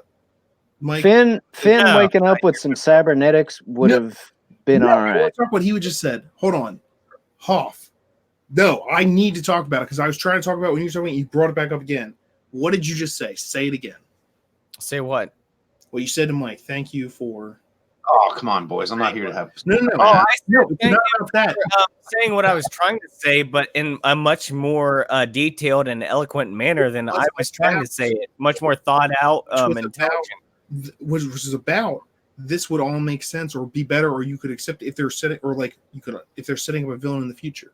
Here's why I can't accept that, and I will never accept that, and I think that's a bullshit. And also, they can't, by evidence of their own marketing, do that. This is the end of the saga. There are no saga. This is the end. They're tying up the loose ends. If they market it like that and then be like, oh, wait to see what's next in the saga, I will. That's what makes terrorists. Are you kidding me? But I don't think Hoff is talking about the same saga. I think he's No. I think he's talking about the end of, the sagas, and literally leaving the field wide open for writers to not have to say, well, why'd you do this? Why'd you do that? And why is, They already can do I'm that. leaving it They open for don't Brandon have to Boy, ever all right? make another movie that directly ties into the saga films. They had that opportunity when they fucking bought the franchise. I figured the reason that they were going to make a movie every year or do whatever was so that they could make those anthology that are not part of the saga. And then once they finished the saga, they would then move on to just make movies all out over the place. They could go wherever they wanted. But if you're gonna say that this is the end of the saga you've loved since your childhood or since whenever you started loving it, give us your money because this is what it is. I hear me out. You and I won't. Vase, hear me out. What I'm trying to say is we already know this is crap, okay? We already know it's crap. It's going to be crap. What would make this movie good for you? I know, but we got into something else. And let's keep it going. Let's let the conversation do organic things here, okay? And my answer for why there's nothing in this movie that... No, what I'm trying to do is at the point of what we're talking about right now, okay? Who's cheering you on? Jesus, all right, dude. I'm just trying to, go along with the conversation that your guests are having right now, and not every time they try to talk about something say don't go in those weeds. But anyways, what we're trying to say is this is crap, we know it, let's kind of just move on to the next thing and let's see what happens there instead, because you know what, do we want Star Wars to end? No, we love Star Wars. We love Star Wars. We want to see something happen. The point that I was trying to make was that the only way I would accept this movie or enjoy seeing it. Now, will I maybe see how they try to finish this train wreck? Sure. I won't enjoy it by any sense other than literally dark side, haha, look at your Schadenfreude, you fucked up. I told you, haha. But I don't expect it to be anything other than them trying to course correct without ever admitting that they ever screwed up in the first place. And if they try and set something up with this movie, I'm just going to be further disappointed because they're trying to ride on the coattails of now this movie for their next one. That means I don't want to see a cliffhanger. I want to see a potential, just something that might lead to something else. I don't want to see a cliffhanger. I want things tied up. They're not going to be, but that's just the way it is. They'll have to wait to see it as a conclusion to the Skywalker saga. And all we can hope is Kathleen Kennedy gets replaced in the next few years. I'm willing to bet that she will, because everyone cried out when she got her re-upped for 3 years or whatever, but that was just long enough. At that time, I was like, look at the future, look at the timeline. They can't fire her. Yeah. They can't. It's again, read between the lines. It's a publicity thing. It's a shareholder thing. Right now, you need to give her awards. You need to build her up. She's the best thing ever. Don't let her talk to anyone. My God, don't let her do that. But yes, we are secure in this decision.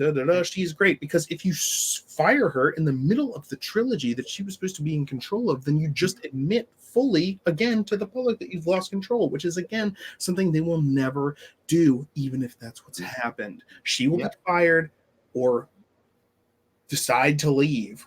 What a decision. See that after this movie comes out at some point, after the next 3 years is up. I never thought they were going to fire her in the middle. At that point, freaking world-class bullshitters and EVS were like, oh, there's going to be a major restructuring. And I was like, there's no way. Because even at that time, I was like, there's no way that publicly they're going to make that kind of vote of no confidence. Well, that's it. That's business, and that's smart. But I mean, let's be fair here. Just like our community, any of the other communities, I call everybody the Indosphere. Comicsgate, Phantom Menace, all the whole creative, independent sphere that we all operate in. Any little community is a microcosm of the greater society. And so if you look at the factionalism and the divisiveness and the argumentative type of behavior that goes on in a community like ours and between communities, I mean, keep in mind the Lucasfilm business, or that family of employees. I mean, that's a small microcosm of society. And if you think that the factionalism and, the division out here in the world with all these people, that microcosm, it's super concentrated. What do you think it must be like to work at a place like Pinewood and Lucasfilm when stuff like this is going on? It must be terrible. It feel like getting a bat in the face every day you go to work. I mean, yeah, and I gotta wonder with the. That's a really good point. I mean, with the changes in personnel, with different people taking over, with now they have Fox. I think one of the latest things Bob Iger said is like, we've got the best story people working over there at that Lucasfilm, especially now that we've got Fox. And I was just like, what in the like? I know he was trying to say something positive, and to most people that probably would, but I was just like, what in the hell? Like, before any of you had anything, or before you had Star Wars was Star Wars. The way that everyone's looking at it, you need to find people that want to make Star Wars because they love Star Wars. Yeah. Which I think that's partially why The Force Awakens was received as well as it was. And you can say it was received badly. There were people, and understandably now, especially now, but I was, at least they're making new Star Wars movies. How bad could it be? Then you wouldn't see it. And it's like, all right, some of that was really messed up, but like maybe this character will be like Han Solo just died. That guy just got, maybe this will be really compelling. And then you lead it to the next one, and then you hear on the outside of it that if you don't like it, you're the problem, and it's because you're morally a bad person. That is a almost insane thing to say. A giant leap for mankind. You're all kinds of ists and isms. I have questions about why in the plot, and then people will just immediately say, even like anyone, the blanket sweeps that went on, and that kind of thing. It's never. Let me ask this: hey, if Rey has a nice smile, and I go on Twitter, I'm like, hey, Rey has a nice smile. Daisy Ridley has some nice teeth in this movie. Would people go on there and say, hey, you must be an orthodontist? And you'd be like, no. You know what I'm saying? You know what I mean? Like, actually attracted to teeth. Like, it's the same thing. Like, oh, you say something about something. Oh, that must mean you are exactly. They make snap judgments about, and I say they, and I'm making Hoff. Yeah. Hoff. 10,000 comedians out of work, and you're making jokes like that. My God. Mike, I see you got an article here. Did you want me to I'm trying to show back. Thank you. No worries. Yeah, that's just going into more of the Iger stuff. And I really want to make this clear in our community. There's a few individuals that can I real quick? Yeah, sure. Go ahead. If you're one of my favorite comedians now, Mike, you go. What's up? He said you're one of the favorite comedians. Anyways, in our community, we have negative. We have a few people that work really hard in our community every day, and they don't get paid for it. Data Racer 117 is one of the oldest and most dedicated and most hardworking individuals in our entire community, and I don't want anybody to forget that. Praise, mad praise. Data Racer. Yeah, Data Racer. If it wasn't for Data Racer 117, I don't think any of us would really have too many legs to stand on, and thank goodness he's here. But this particular piece that we're looking at here is from him from earlier today, and it goes over a few of the details in case anybody doesn't have Data Racer 117 on their Twitter. Go get it, and you'll have he puts up a lot of updates and has tons of information. So please add him if you can, and that's where this article is from, and it has some excerpts from this book.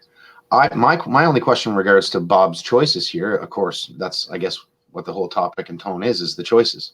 So the choice here that I want to question is who told him that this was a good idea? That's what I want to know.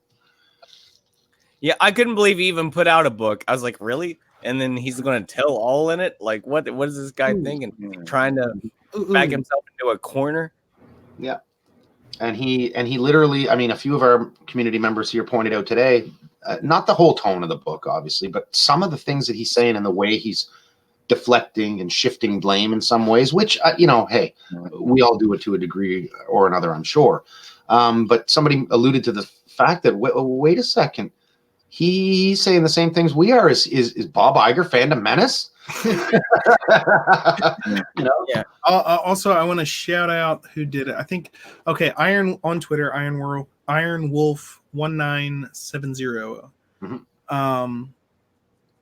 He made a short script. Okay, it's a short script detailing the naming of Bob Iger as a Sith apprentice and the renewed resistance of the fandom menace. And it's hilarious. Can I bring something up there for a minute before you go too far?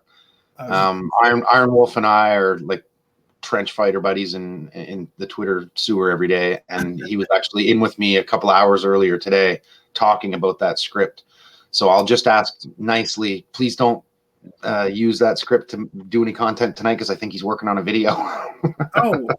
Just so you know.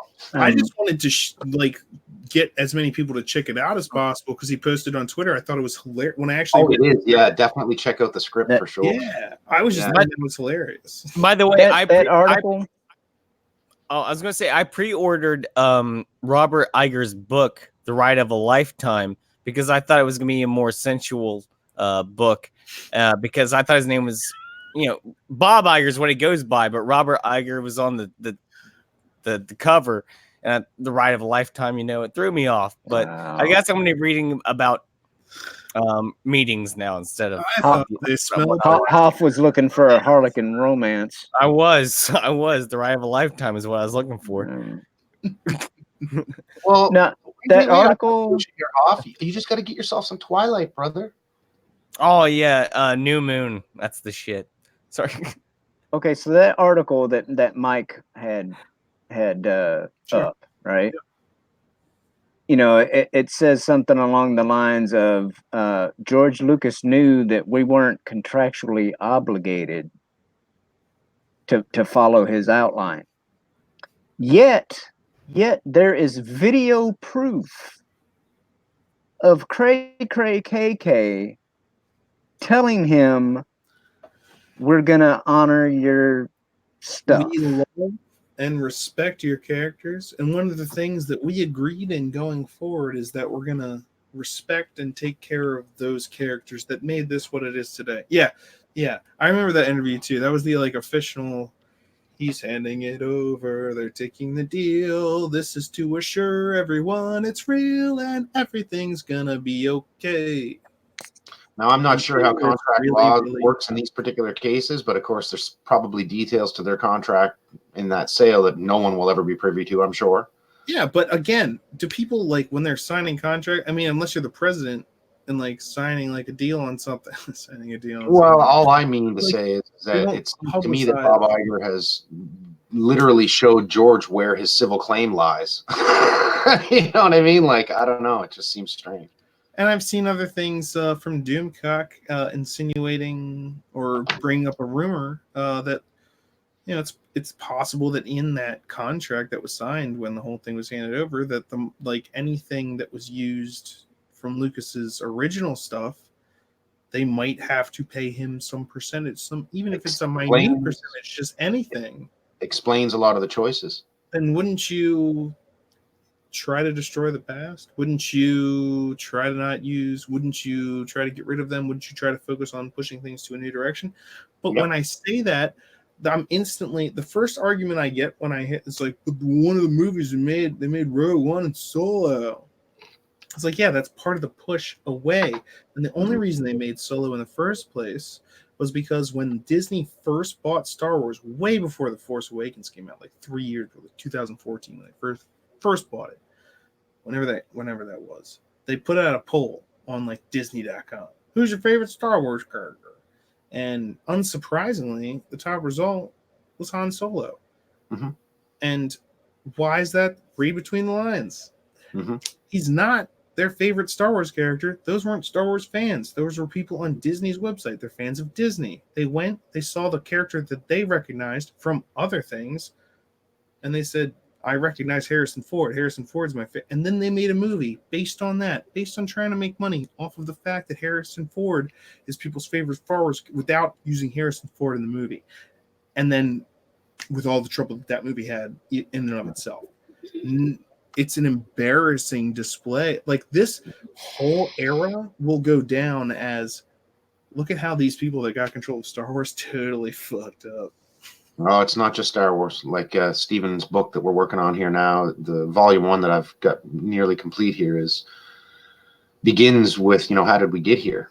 you know, and so it starts off with the Gamergate, you know, when the Shillinators and all the SJWs descended upon the scene, and it goes through that whole experience, and, you know, the Sarkeesians and the Quins of the world, through to Battlestar, the reaction from fandom to Battlestar, and moving on into, you know, more modern times of the woke takeover of our entertainments and escapism.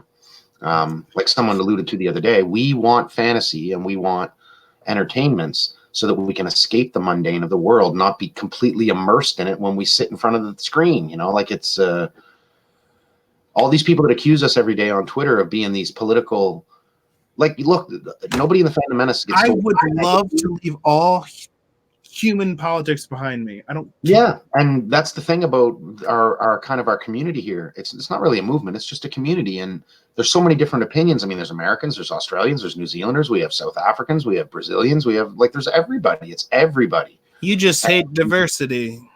Yeah, and we hate diversity, right? Let me tell you though, them Brazilians. Out, you know, we just want entertainment. We just want to be entertained. Let Shellback tell you about them Brazilians, but first, Yeah, them Brazilians, they're painful. They're have a mean painful. wax. Yeah, they're.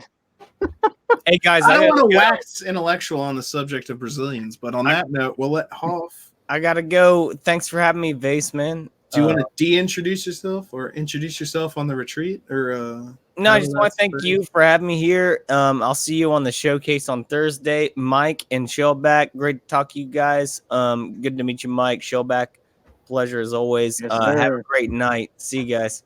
Love You have a good night, everybody. Take it easy, huh? And I will see him on the showcase on Thursday night.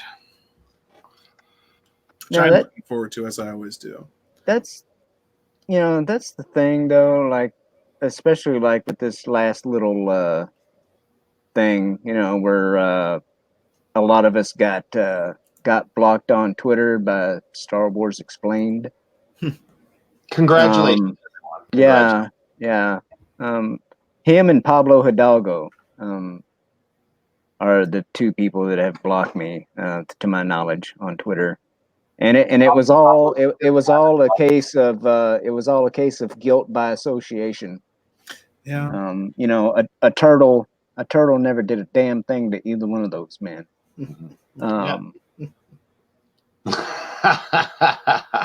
And that's the thing, like, he's muted me and then he's blocked me and then he's unblocked me. Like, Pablo's not blocking me now. And well, I say men, you know, I use that term loosely. Yeah. But I mean, I've got Brian Young, I've got Donnie Cates, I got, you know, Tess Fowler, I got Mark Lombardi, whoever the hell Mark Lombardi is, you know, like when you start getting verified accounts blocking you, well, you must be going in the right direction then, I guess. Congratulations, everyone. Yeah, but dude, like, I'm in comparison to even some of the people that I associate with, I'm like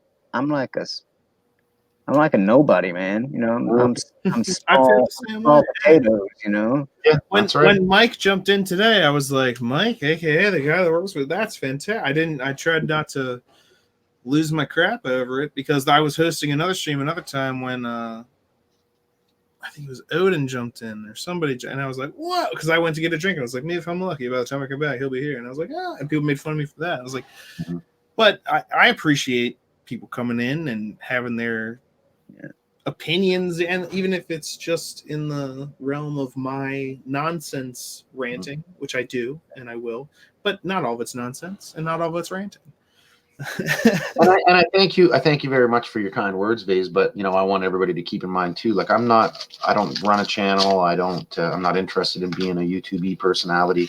I do enjoy all of my friends that are. I want to participate in content when I can, but I've always been a contributor and collaborator that kind of works kind of quietly in the background, and for me, I just need my community for my community. I don't need it for exposure, I don't need it for money, I don't need it for any of those things. I need it for the people. And so you know, like everybody, let real life things come up, and so from looking back to a life that's changed for me, the only thing that's still the same, the only thing that's still solid is my community here. for the time being until things get underway again. And so it's a very valuable thing to have something like that no matter what happens. And I don't have to tell anybody in here how supportive our community is, and that's something that we should be proud of. And that's something that the other side does not have. They eat themselves and Absolutely. us. And so I want everybody out there to remember that that's part of our community. Exactly. Yeah. Yet we're the hate group. Apparently. I mean, how can someone as beautiful as Stephanie Kenobi, and I don't mean as a physical person, I mean as her spirit, how can somebody that wonderful and that kind associate herself with such a hateful group of people? She doesn't. She's a wonderful outside and in, man. Outside and in. Absolutely. I have met some of the most, and through joining this community and through doing, I started my channel in February.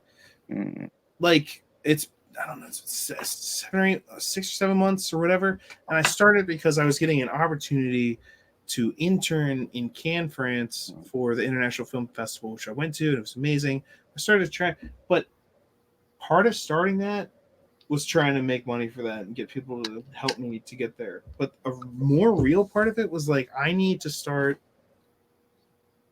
expressing like these things. And if I'm going to, like, I'm 30 years old. I just started going to film. I'm still in college now to graduate, but that's because I made tons of mistakes before. Like, well, not even mistakes, but like you learn from that. I was a stand-up comedian. I did this, I did that. I decided the stories that I wanted to tell, and the best way I could do that, I was always inspired by Star Wars. And how did that happen? It was through movies. So I was like, I'm gonna try and at least get some. If I'm going back to school, I'm gonna do it for this. Yeah. And it's just all the people that I see in the Phantom Menace are like, they're not because we like just hate The Last Jedi, it's because we love Star Wars. Yeah. Part of that love of Star Wars is not liking The Last Jedi. Yeah. Because we actually care about. That's like when Steven, when I was on Steven's channel last night, and he was interviewing me, one of the things he asked me was if I considered myself part of the Phantom Menace, and I'm like, I was like, well, I'd like to think so. I said, a small,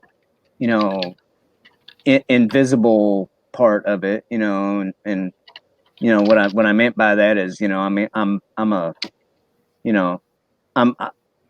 have my YouTube is like less than 200 subscribers, and so I'm like, un poquito, but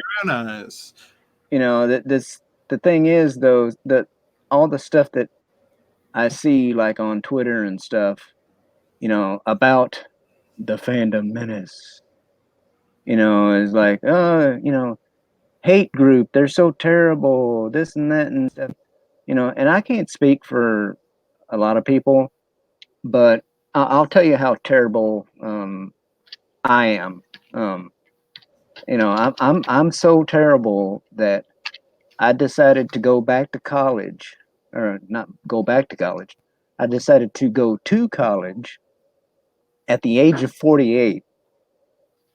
Okay, after being out of high school for 30 years, right? I decided to go to college so I can get a degree in chemical dependency counseling, so I can get a job helping my fellow veterans get their lives back together and become, contributing members of society again.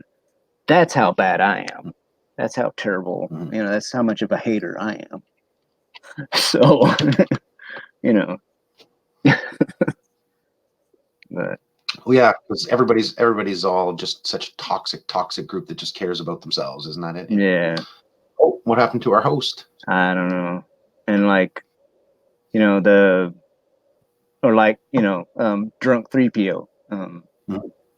He's so terrible in all his fundraising for, for kids in El Salvador, and stuff like that. Atrocious, inhuman behavior. Terrible human being. Terrible. He's one of the best awful. guys ever. Yeah. One of the best guys ever. But yeah, I wonder what happened to our host. I don't know. Oh, there he comes. There he is. There he is. Good to have you back, Vase. Yeah. I apologize for missing the end of what you were saying there. I have sometimes my internet just decides it hates me. I do like the fact that Streamlabs or whatever just keeps going. Even Yeah, as long as somebody stays in the live section of the lobby, it's up, so that's good. I have a buddy of mine, Niobe Comics, is saying, "What are you doing?" And I said, "Well, I'm live right now doing a Star Wars chat." And he said, "Link." And I said, "You want to come and share your thought?" He's more of a comic person, but he's a Star Wars fan for sure.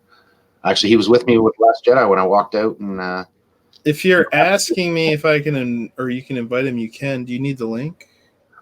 He hasn't answered me to see whether he just wants to watch, whether he wants to just watch, or whether he wants to come on. I mean, he does run his own. I'll pump him while I'm waiting for his answer. Does he want to be a voyeur or an exhibitionist? Yes, I think he's more of the voyeur type, actually. Mike, are you in like an EU fan at all? Oh yes, yeah. All of my original novels, comic books, video games, and all that. I mean, that's the stuff that I was. By the time the EU stuff was in its main heyday, I was already in my teens and role playing the original Star Wars role playing game and yes. So, Second edition. Second edition. I never got the chance to play D6. Star Wars role playing game. I actually go and download the PDFs of the original game, because this is what people might not understand. That do you remember that Troopers fan film that was made a few years ago? And at the end of the disclaimer, thank you, George, for not suing us. And they were kind of the inspiration to George to allow the fans, a little bit of wiggle room. And so what happened during the 80s and early part of the 90s with video game developers, comic book people, everything, anybody that wanted to work on Star Wars who called up Lucasfilm and said, "Hey, I'm writing a novel, I'm doing the creative department would literally send them, "Okay, you want to work in canon? Here, this is what you have to." Here's the shit. They would literally send them the role-playing game. I mean, it has the ship specs, the planetary information, awesome. Racial information, like all of it. And so that was canon for everybody. And that's why we can go through the EU and look at some of the ridiculous things that are in there and there all are of that. crazy things. But if you look if you look at the EU as a whole, but they're all inside the lines because George's department gave them the lines to work in. And I guess maybe that's something that's lost these days. It is also misunderstood by many people that try and defend what's happening now by Disney. They say, George Lucas didn't make the EU. He didn't care about the EU. He didn't do this. He didn't do that. I have to look it up. Give me a second to look. I will look it up, but I was just going to say, someone made like a great series of different memes, just like literally just like false, false, false, false. They had to run things by him. He approved this, that, and the other thing. The Force Unleashed, he was talking about them and what no matter what you did within Star Wars at that point, you had to run it by the boss. He was the boss. Mm-hmm. I'm gonna find the. I put up his Twitter for you there, bud. If you want to invite him, I think he might come in and say a few things. Now, this is Niobe Lee Comic, is my oldest real life friend, Larry. He's got 5 successful Kickstarter campaigns on his mainline character Niobe, and 2 or 3 issues, I believe, of one of his villains, Avani. He's an old timing, self-creating comic book maker and writer, but he does all facets. He does his marketing, he does his management, he works with his artists, he does all of these things himself, and he's been doing it for quite some time. And so he's quite knowledgeable on that, but he's also a mega Star Wars fan. So if he wants to come in, I don't know if he's going to get the link, but I think he's watching, but he may come in and talk to us a little bit. And of course, I was just going to say, if he does, that sounds amazing. That sounds, that's absolutely, and the way that you were describing him, by the way, I think it's very important to understand, like Star Wars fans, it when it came out, because of its nature, it's very the way that it was written and what it's meant to represent. It was meant to connect with every single person possible on as broad a spectrum as possible. And so then you get people's like, yeah, I'm doing research into studying stars, but like, what is my favorite? Oh, Star Wars. Like, I'm writing stuff. What inspires you? Oh, Star Wars. Like, you get people from it is in and of itself like its own religion, its own morality. I would rather follow some of the teachings of like the philosophical messages that are there are incredibly real and applicable to any walk of life, to anyone. Let go. What's making you furious? What if you just let it go? I'm having a really hard time with that right now in class just because of what happened recently, but I'm trying to do my best to realize the more that you focus on that and just concentrate everything that you're mad about is just dark side stuff. And I try to think, and when I talk to some people about this, they're like, you're basing your life off of Star Wars. And I'm like, what religion do you believe in?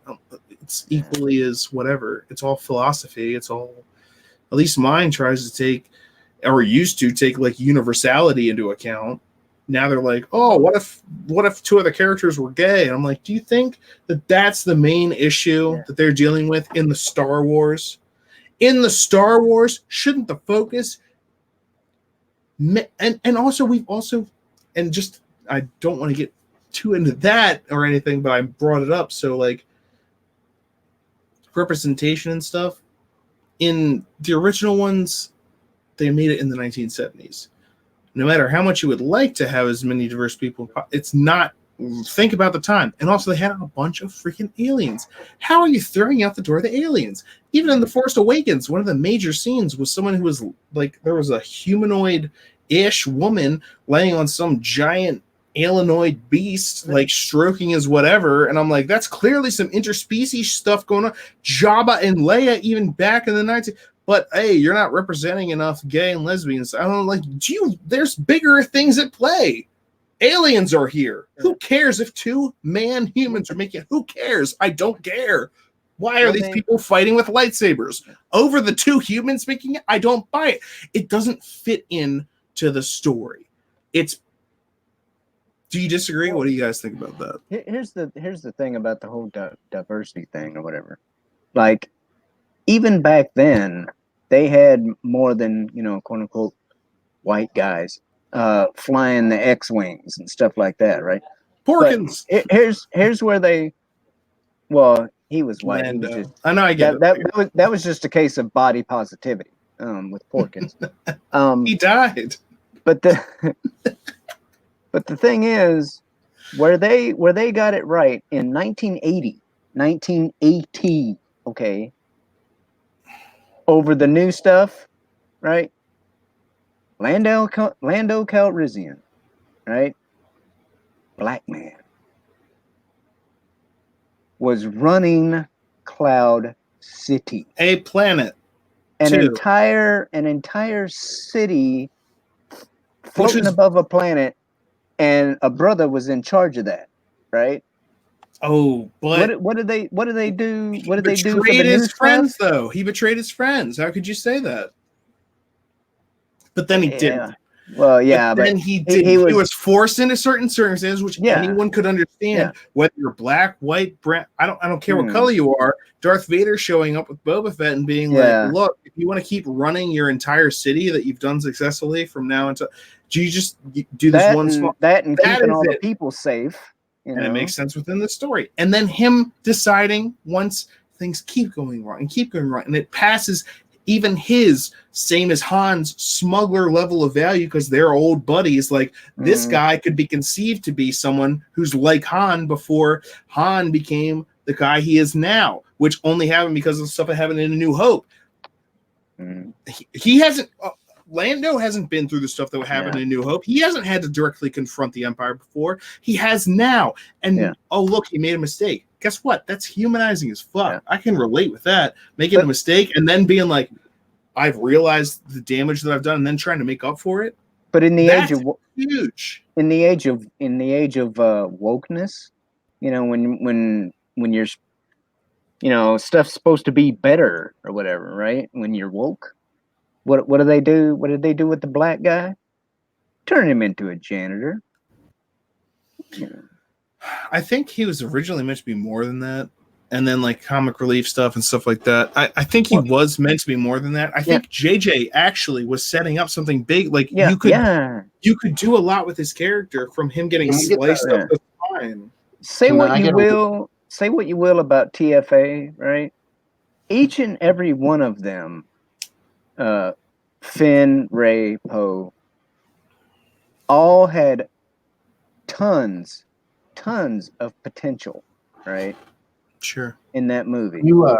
Excuse me to interrupt. Can you post the link in the private chat so I can send it to Larry, or did you put it? Absolutely. I'll. Thanks, bud. Put it in KOTOR again. If that's. Oh, he's not in there. That's why he didn't see it. I mean, they definitely had problems with, I'm gonna pull out a Jedi mind trick out of my hind end and stuff like that, on TFA, but. At least they had some potential, but then Rian Johnson just.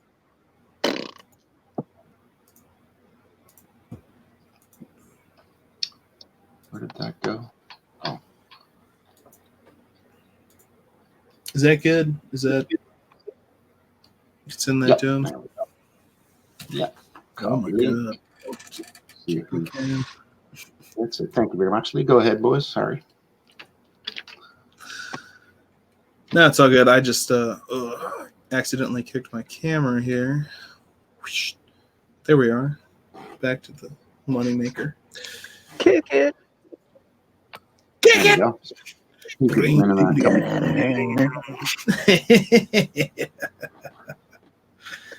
We gotta fight for our right to Star Wars. We do. It is a struggle. It's a struggle, and it's a struggle to not just the struggle is real. To like straight out, because we've been brought to this point of ridicule and of being called names and all these different things. So when you see someone being like, what I love is real love, to just not outright be like, you're, or like this, that, other thing. And it's like, I don't want to attack someone for liking The Last Jedi. I want to hear their reasons, and then if it's all just some sort of shade bullcrap and you don't have any respect for story, I actually do have friends that I have regular conversations with that like The Last Jedi. Mm-hmm. It is possible. Yep, I've seen it, and it's okay. We'll see what happens when the next movie comes out. We'll see what happens years from now. I don't think it'll be looking the same way.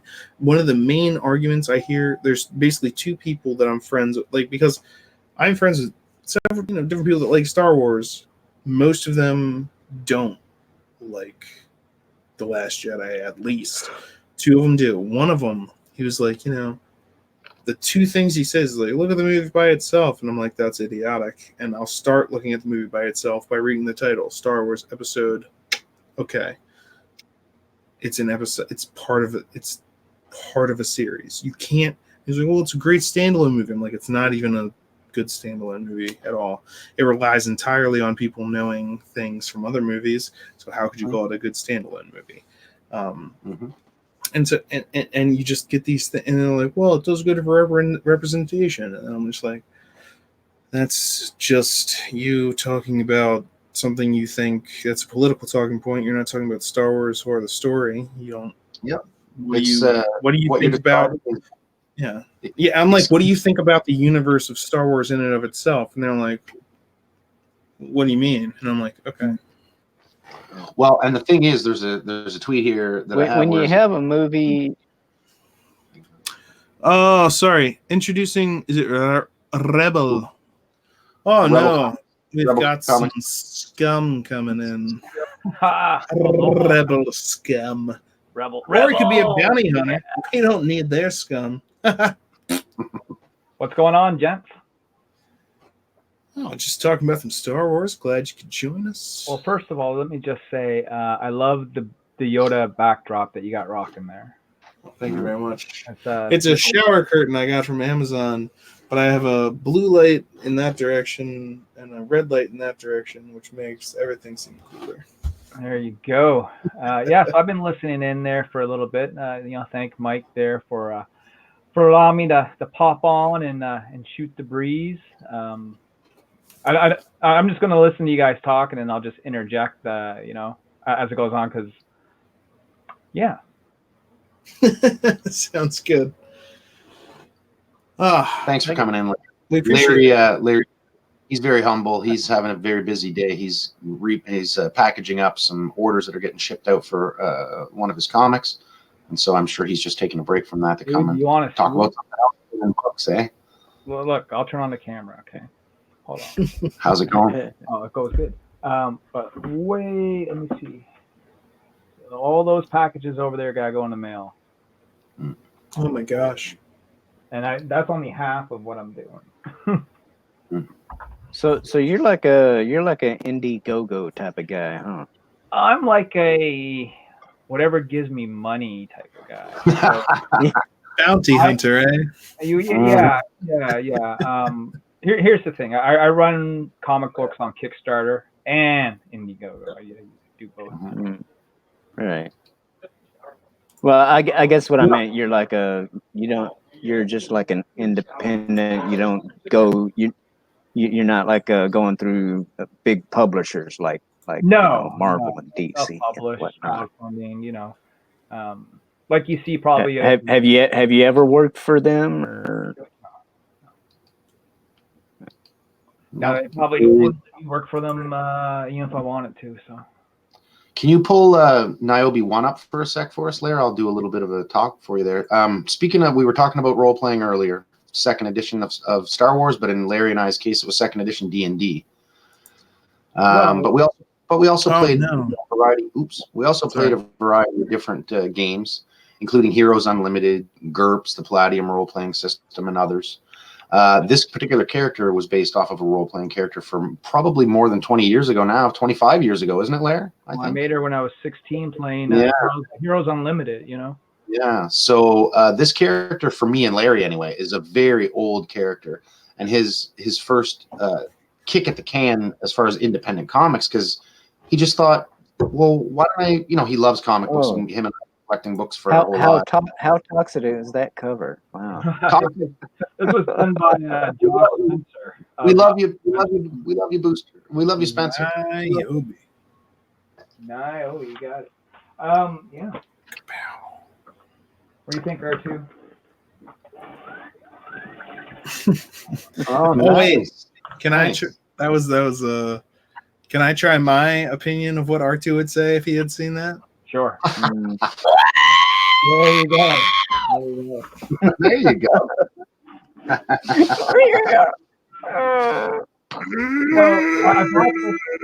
I bought this R2 unit for some grubby Jawas in the city of Calgary. He had a bad motivator, but I fixed him up anyway. Okay, and then I put him on the plane as my carry-on, and they thought he was a robo-bomb. So like three people examining my R2. They were running this thing over him. They're asking me if they can take him apart. I'm like, no, you can't take him apart. This isn't the droid you're looking for. And they're like, well, what is it? I mean, what do you mean? What is it? I said, it's R2 freaking D2, man. What do you think? They're like, well, are you two freaking D2ing me right now? Get out of here. No, I wasn't there, but it was something else. Well, what does he do? I said, what do you mean, what does he do? He beeps at you, right? They said, well, turn him on. So I turn him on, and he fucking turns his little head and makes some noise, and they're like, oh, I guess so. And so I got to take him on the plane, but it was like 45 minutes of fucking, what is this thing? How do you not know Star Wars? The only people that haven't seen Star Wars are the characters in Star Wars. And that's because they were in the movies. They were in the Star Wars. Yeah. Then I got this little guy here. I mean, I used to have all the toys when I was younger, but they all got sold when I was a yard sale before we knew they'd be worth any money. That's from 1987 while we were playing Rygar on the old 8-bit Nintendo, and I told him to stop chewing on that fucking R2-D2. But yeah, the first movie I think I ever saw in the theaters was Empire Strikes Back. You know, when I was 6 years old, man, 1980, I think. And it was like, I saw Empire Strikes Back before I even saw Star Wars, the first one, right? So like we just went and saw Empire Strikes Back, and like everything in Dagobah was what captivated me about that movie. That was like the best sort of parts. And then we got home and we had like this kind of like first choice movie network thing on the go, and they were running Star Wars on there. So then I got to see the first one, and then like Return of the Jedi, I think we went 3 or 4 times, and then of course the prequels came. And people are mixed bag on the prequels. I thought maybe the last one was probably the strongest of the 3, and then we have what we have today, which is the Disney Star Wars run. Shellback's just like shaking his head. We had been talking earlier about how the prequels will now, because of the sequel trilogy, be viewed like, oh, that's like Lawrence of Arabia. Like this is. Some people do see it like that. It's amazing because I remember watching the prequels and I'm going, this is, especially the first one. I was like, this is fucking crap, man. Like fucking Jar Jar Binks and all this shit. Like whatever happened to bashing on Jar Jar, right? Now Jar Jar looks like a goddamn saint compared to everything else that's going on. Exactly. We did do some bashing on Jar Jar earlier, although it was. We were all, it was double-sided because I was trying to bring up the point of, despite the fact that his character was not great, and I get the point that it was trying to make, younger kids do like it. Still, it could have been taken back a bit. But then even when the movie came out and adult fans and kid fans or whoever had the backlash, Star Wars always was a backlash. We had, people had those opinions. They said it, and George Lucas kind of went, okay. And then he made the next movie. And what did Jar Jar Binks? Was he a bumbling fool? No, he actually had learned something from his, and then he tried to look up to the person that he looked up to as a strong leader, which was Padme, and tried to, and that, I think that happened in Revenge of the Sith, but still, like, that character, he didn't just abandon it or throw it out the window or be like, oh, I'll do exactly what you want. It just grew over time. And I'm not saying you have to do that with everything that the fans say, but he didn't blame the fans. Well, it wasn't like it's your fault. Give the whole fucking galaxy the fucking the Emperor, man. Vote of no confidence. Oh, if only Padme were here. And he got tricked into it. But that's also like, oh, you gonna just blame Jar Jar on that? Shouldn't Padme have freaking been there? Or like, shouldn't they have put someone else more reliable on?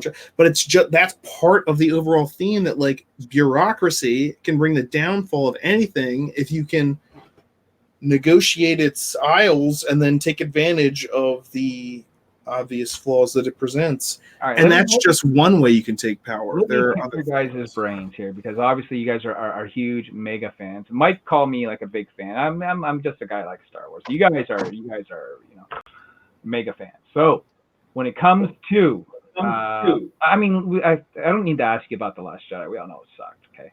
I imagine you guys don't have high hopes for the rise of Skywalker either. Lay it on me. What do you think? I've been like staying away from like plot leaks and spoilers, but every now and then something gets through to me.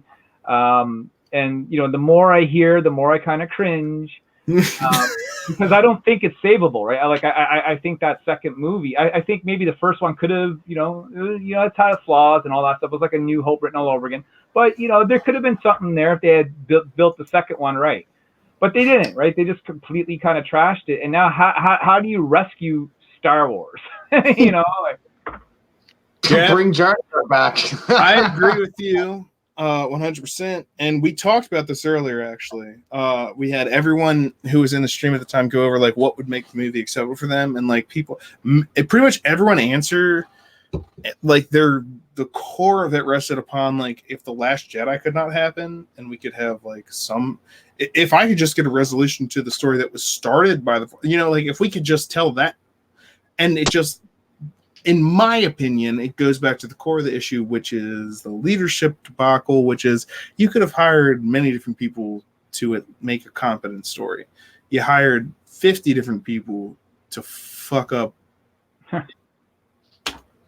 Kathleen Kennedy, get out of here. Yes, You shouldn't be in charge. She's taking a That's lot my of opinion. heat, as she should. So is Ryan Johnson, obviously, because he's the guy that directed the film and basically ruined Star Wars for a generation of fucking people.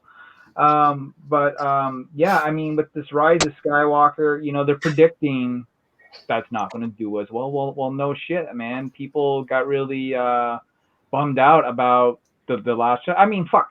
I went to the Last Jedi with Mike here, right? Like a group of us went, and Mike took his son. And when Mike tells you that he fucking got up and legit walked out, absolute 100% true story, because I was there. Now, That's fantastic. I admire that. I admire the hell out of that. And I think that that's possibly just the only reason that I didn't do that is because I was like a kid during the prequels, and I really liked them because I'm like. Well, you know, for me, I just wanted to see it for the sake of seeing it. He recognized then that they screwed up. I think that's impressive. I had a spark of hope when they did. I'll let you talk. I apologize. But I knew they screwed up right when I started watching the movie, but I just had to sit through the atrocity anyway. So like, as soon as like, okay, there's this fucking one scene right at the very beginning of the movie, you got the big ships or whatever, and then the fighter comes down, and it's Poe Dameron, and he's like, General Hux, are you there? Who there? Are you there? I can't hear you. I can't. Like, it's just a fucking bad cell phone commercial, and I'm just like, oh fuck, here we go, right? And then it just progressively got worse, you know, like with Luke Skywalker, my favorite character in Star Wars. Like that's the thing. I thought when Luke gets here, then he'll save that farce that was the beginning of the movie. Then it'll get good. It got worse. Oh, dude, man. So, you know, Mike talked about the famous scene where he throws the lightsaber over his fucking shoulders. I'm like, Luke wouldn't fucking do that. Because, like, when I was looking at this scene, right, I'm like, okay, this could be, like, a really cool area for Rey to train in. Like, you know, the X-Wing's down in the water. Maybe she'll fucking raise it or something, you know, like, or something like that, you know, like an homage to, you know, what happened in Empire Strikes Back. Yeah. You know, pay respect to where you came from. You know, acknowledge the story being told. Yeah. Luke can be the Obi-Wan, you know, helping her out, and you know, maybe we can get Yoda in there somewhere along the way as the Force. So that was probably my only part I kind of liked, you know, when Yoda showed up for a little bit, you know, even though Yoda strikes lightning down on the tree, but like, yeah, man, and then. You know, they kill off Snoke, and so we don't know anything about him. They tell Rey that she's a nobody. Basically, you were left here by a bunch of drunks, and they flew off in their fucking ship. And I just want to highlight that the fact that Ryan Johnson thought that scene, like the fact that people telling her that she was knowing was akin to Luke finding out that he was Darth Vader's son. It was like one of the plot points of The Force Awakens was that just like what you're looking for, the family connection, it's ahead of you, not behind you. So then for the big reveal to be like, hey, you're not from anything, is like, and what will shock it will be if in the next one they be like, you actually are from someone. Well, that's what they're gonna do, right? Well, they did that. I apologize. They did that nobody thing. Rebel off while he was talking. No, you go ahead there, Shellback. I was gonna say they did that nobody thing to basically convey that you don't have to be a special somebody, you know, to have the Force. You know, you can be, you know, that explanation. Yeah, I hate it. I hate it from the bottom of my heart. Well, because that was the whole point of the Jedi, and anyone could. You look at the prequels. Yes, Skywalker was special in his way, but anyone could have the Force. Anyone could, but you actually had to dedicate yourself to training, either Jedi or Sith, one way or another. You had to actually focus and hone your skills. You didn't just get to whoop. I want a broom. Now it's mine. I'm a kid. Who cares? There's a shooting star. Or the Clone Wars, aka Disney's thing. That shooting star at the end when that kid grabs that broom is just Ryan Johnson's cum shot on the face from Disney. I freaking hate it. And not even from Disney, just from Kathleen Kennedy, because they all thought he was doing the right thing, and they were like, we're going to give him his own trilogy. And then the movie actually came out, and people saw it, and they were like, hey, you suck. I'm never going to see another Ryan Johnson movie. If I can help it, I'll never pay for it. Because he, not only just because of the movie he made, I respect him as an artist for making that movie. In a way, it's kind of badass, but that's not what you were hired to do. And you suck, and the way you treated fans afterwards is reprehensible. So I will not pay to see another Rian Johnson movie if I can ever help it. You know, with Ray, right? Knives are not out, okay? Yeah, but it's got Chris Evans and a bunch of superstars, and so when it makes money, they're gonna be like, "Look how great Rian Johnson is." Explain to the. I was like, "It's got fucking stars." I've seen the comments on the YouTube trailers, and it's just, "Oh, Chris Evans and fucking 007 in the same movie? Oh, sign me up." It has nothing to do with like, "Oh, Rian Johnson's directing a movie. I can't wait." Nobody gives a shit. And if they do give a shit about the fact that it's Rian Johnson, then they're not going to see it. He has nothing but bad will. And the goodwill is from psychotics, SJWs who are just going up there like, he is just trying to... You don't like him because he I never understood. didn't do what you wanted. Yeah, that's why I hated The Empire Strikes Back, because they didn't do what I wanted. That's why I hit... Oh, let me check off my tick marks. Robot Head did another. Again, Robot Head. Yeah. People that like will defend The Last Jedi, and the way they're going right now, they will be like, "Hey, you're just doing this, you're just doing that." He has a great video on how they don't understand lightsabers. They'll see insane things defending this movie, which don't make any sense when you look at it from a basic movie point of view. Well, it's like that. Hey, Base. Yo. Go ahead, Mike. You haven't said anything. Oh no, I was waiting for. Yeah, go ahead. Oh, it's I was just. I thought someone said real Vegas. quick. Real quick, then. Yeah, real quick. What I don't understand is why would you hire a guy who was in a video interview saying that his idea of a good movie is where half of the audience walks out hating it? That's when you put someone in charge kind of business of model the is that? story who doesn't understand storytelling. Dude, Shellback, that's what I'm saying. That's absolutely correct.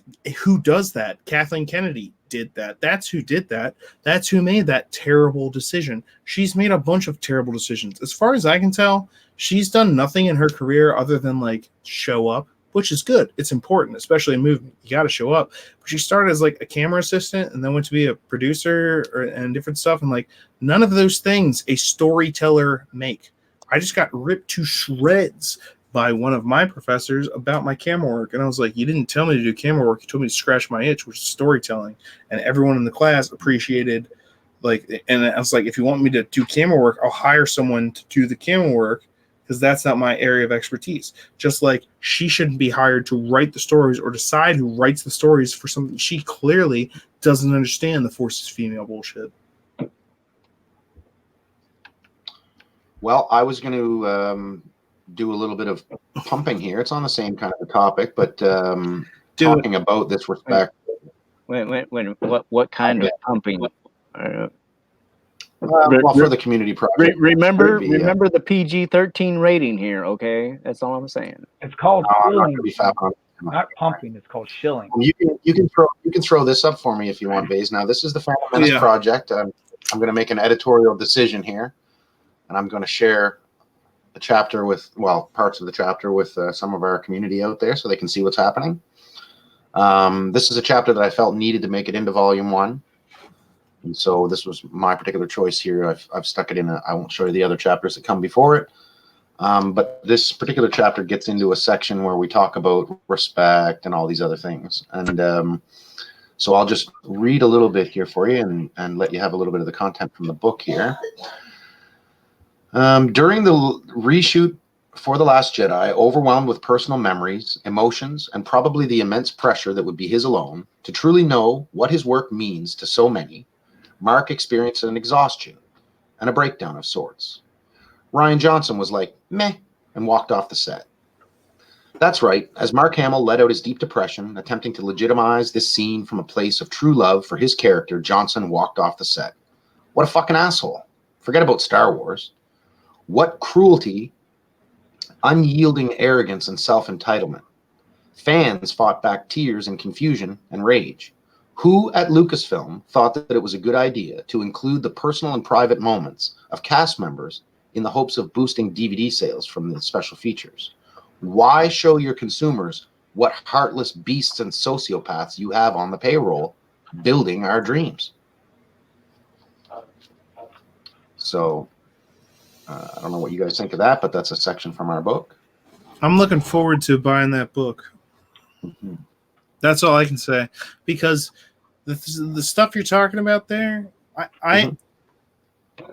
you're not going to get that from just looking on the internet or getting on Facebook, getting on whatever. YouTube, you can get it. If you look for it, you can find it. But again, it's not something that's presented by the mainstream. And that's partially why I think another point in this at the beginning, I think I was like, kind of like, woohoo, the clickbait articles aren't only about how we're trash. Like, they're now actually starting to be like, hey, clickbait articles at a certain point, depending on who's running the site or who's running the site that runs the site, are about making money. How can I get more clicks? And they're realizing, hey, we can make more money by actually reporting the truth than just what Disney pays us. Or, hey, guess what? There is legitimacy. And then even behind that, there's the mainstream media, which is now coming out with stuff like, hey, this person says, they've been reporting stuff to the SEC. Like, this person has been doing that. It's possible that Disney has been doing this. And it's just like, if you're seeing the hints of it in mainstream media, which again, Disney owns a lot of that stuff too, what does that say? Well, there's a lot of things that are being said, and like you keep using that term in between the lines, and you're absolutely right, Vase. Back when Stephen and I announced the launch of our book with Jeremy over at Geeks and Gamers, the 501st descended on the whole launch, and one of their officers. Is that when that started? Oh, yes. I saw something about it on Twitter. Oh, the largest assault the community has ever faced from the announcement of the launch of our book. Now, I think, among other people, that the reason for this last week and a half, 2 weeks surge in this, and believe me, we've missed the SJWs for a little while. It's been quiet. And now all of a sudden, it's like they've come out of the woodwork. Data Racer's being celebrated, and I hope he is, because he's an invaluable member of our community. But if he decides to compile what he's been working on to create a book such as what we're like, ours is more of a personal reflection. His will be more of a material reference work, I would assume. Sure. And Ichibaka is working on the same thing and has announced his book. Is it lost on everybody in our community that Bob Iger releases his book this week after we just went through a 2.5 week period of saying that the Phantom Menace is releasing a bunch of literary work? I mean, is this lost on everyone? I mean, it is. The leadership of the 501st admitted in their public tweet that we have tens of thousands of members, that we are very powerful. So without even meaning to say anything at all, they're telling us all we need to know. We are not a threat, but we matter. And would you, if something wasn't a threat, would you respond to it? An ant is crawling towards me. I will feel free to ignore that. An army of fire ants are crawling towards me. I'll ignore that. I'm sitting on a throne of fire ants, and I've pissed them off. I guess I'll address the issue. Yeah. Check out the photo we got down here, Vase. Look at that stuff. What do you got there, buddy? Put that on full screen. Is that the one from the closet, Lair? That's the one you had up in the closet for like 30 years. Yeah. Bought it for like $8, man. Wow. Original, baby. Original. Yeah, it's been seen better days, but it's all there. That's beautiful. And that's how old a Star Wars fans we are. And back to Larry, when Larry was talking about going to see the Empire Strikes, I'm going to give our community another little piece of my personal Star Wars experience. When Larry and I were 5 and 6 years old and went to this. Oh, good. And you might not know this, Larry, but Todd Dutwright that lived next door to you, him and his buddies are the ones that took me. They came over and asked Mom, hey, we're going to see Star Wars. You mind if we take Michael? And he had to call her from the theater when the bounty hunter scene came because I started to cry. Mom had to come and take me home. The bounty hunter scared me. I was just a little boy, and I was scared and wanted to go home. That was my first Star Wars movie. That's respectable and understandable, because I'm going to share something with you right now. My mom took me when I was at some point to a Disney movie, which is Beauty and the Beast. And when the Beast turned back into a man, that's when I lost my shit. She had to take me out of it. She's just like, I don't know why. When he turned into a guy, you were just like, no.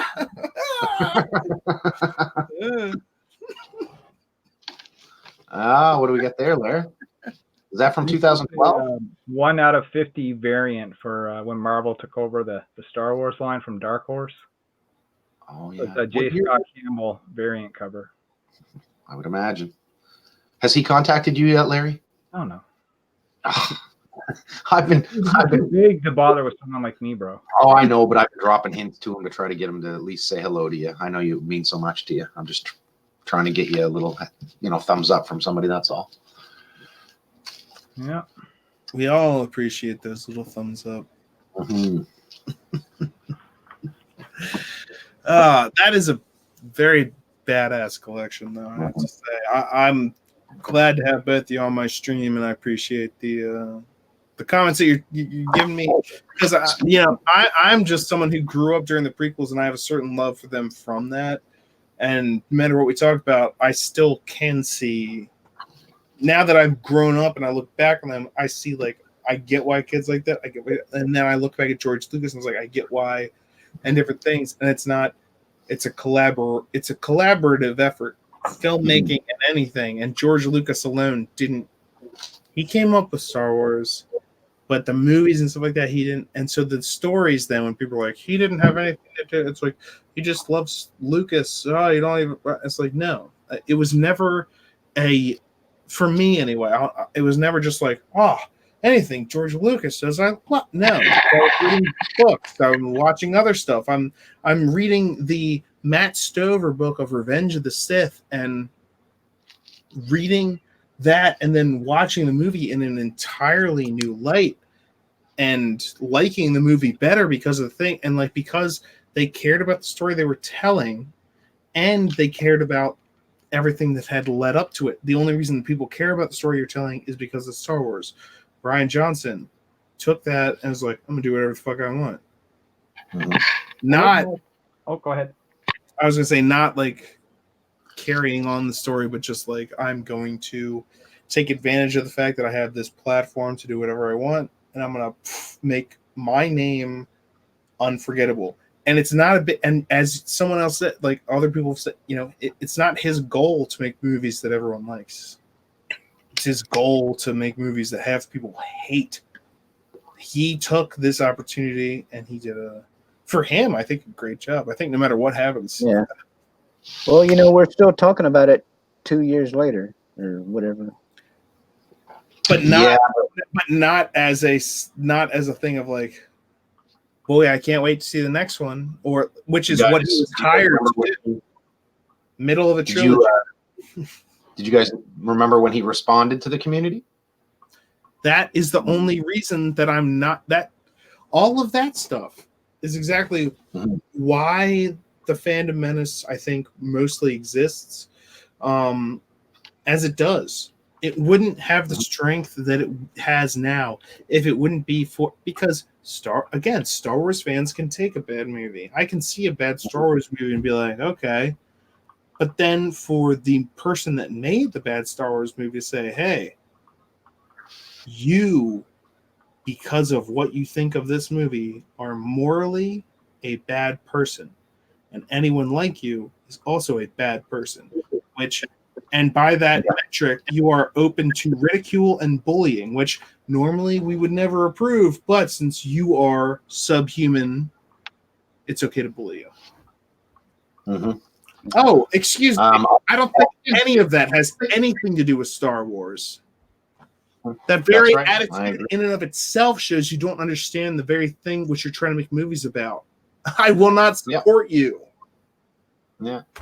I put a screen share up here for you for an article. I don't know. This is from June, just passed. I don't know if you guys remember this.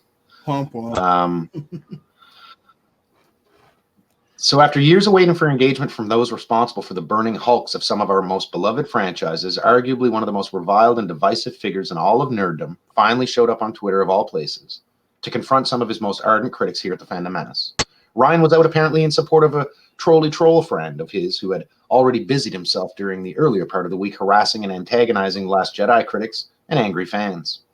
We always knew it, of course, but this just confirms that he is not just tainted, but indeed infected and infested with the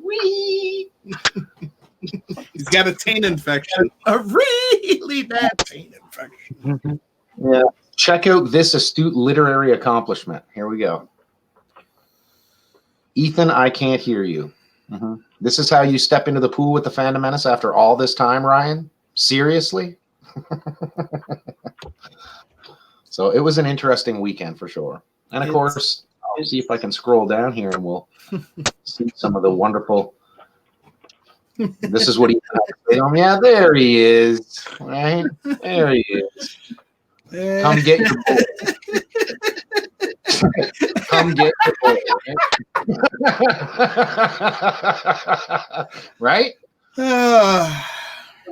And you know, we were talking about Jar Jar, you know, and Ahmed Best doing Jar Jar and everything. Let's not forget, like Hollywood likes to say that we're toxic. I want to remind everybody out there of what the Golden Raspberry Awards are. They are an industry fake award ceremony where they literally put you up on the stage and they ridicule you as a person and a professional in front of your peers. Worst picture voted. Now, this isn't fans. This is people in the industry. This is industry. Yes. Worst picture, episode 1, The Phantom Menace. Worst supporting actor, Ahmed Best. It was the fans that. Do you think that people saying they didn't like Jar Jar is what hurt Ahmed's feelings? Or do you think as the first role in his professional career to be stood up on a stage like that and humiliated in front of all of his peers, which one do you think was more destructive to him? I can tell you as a fact from the last week, I couldn't care less what random people think. Like, I'll take it into consideration.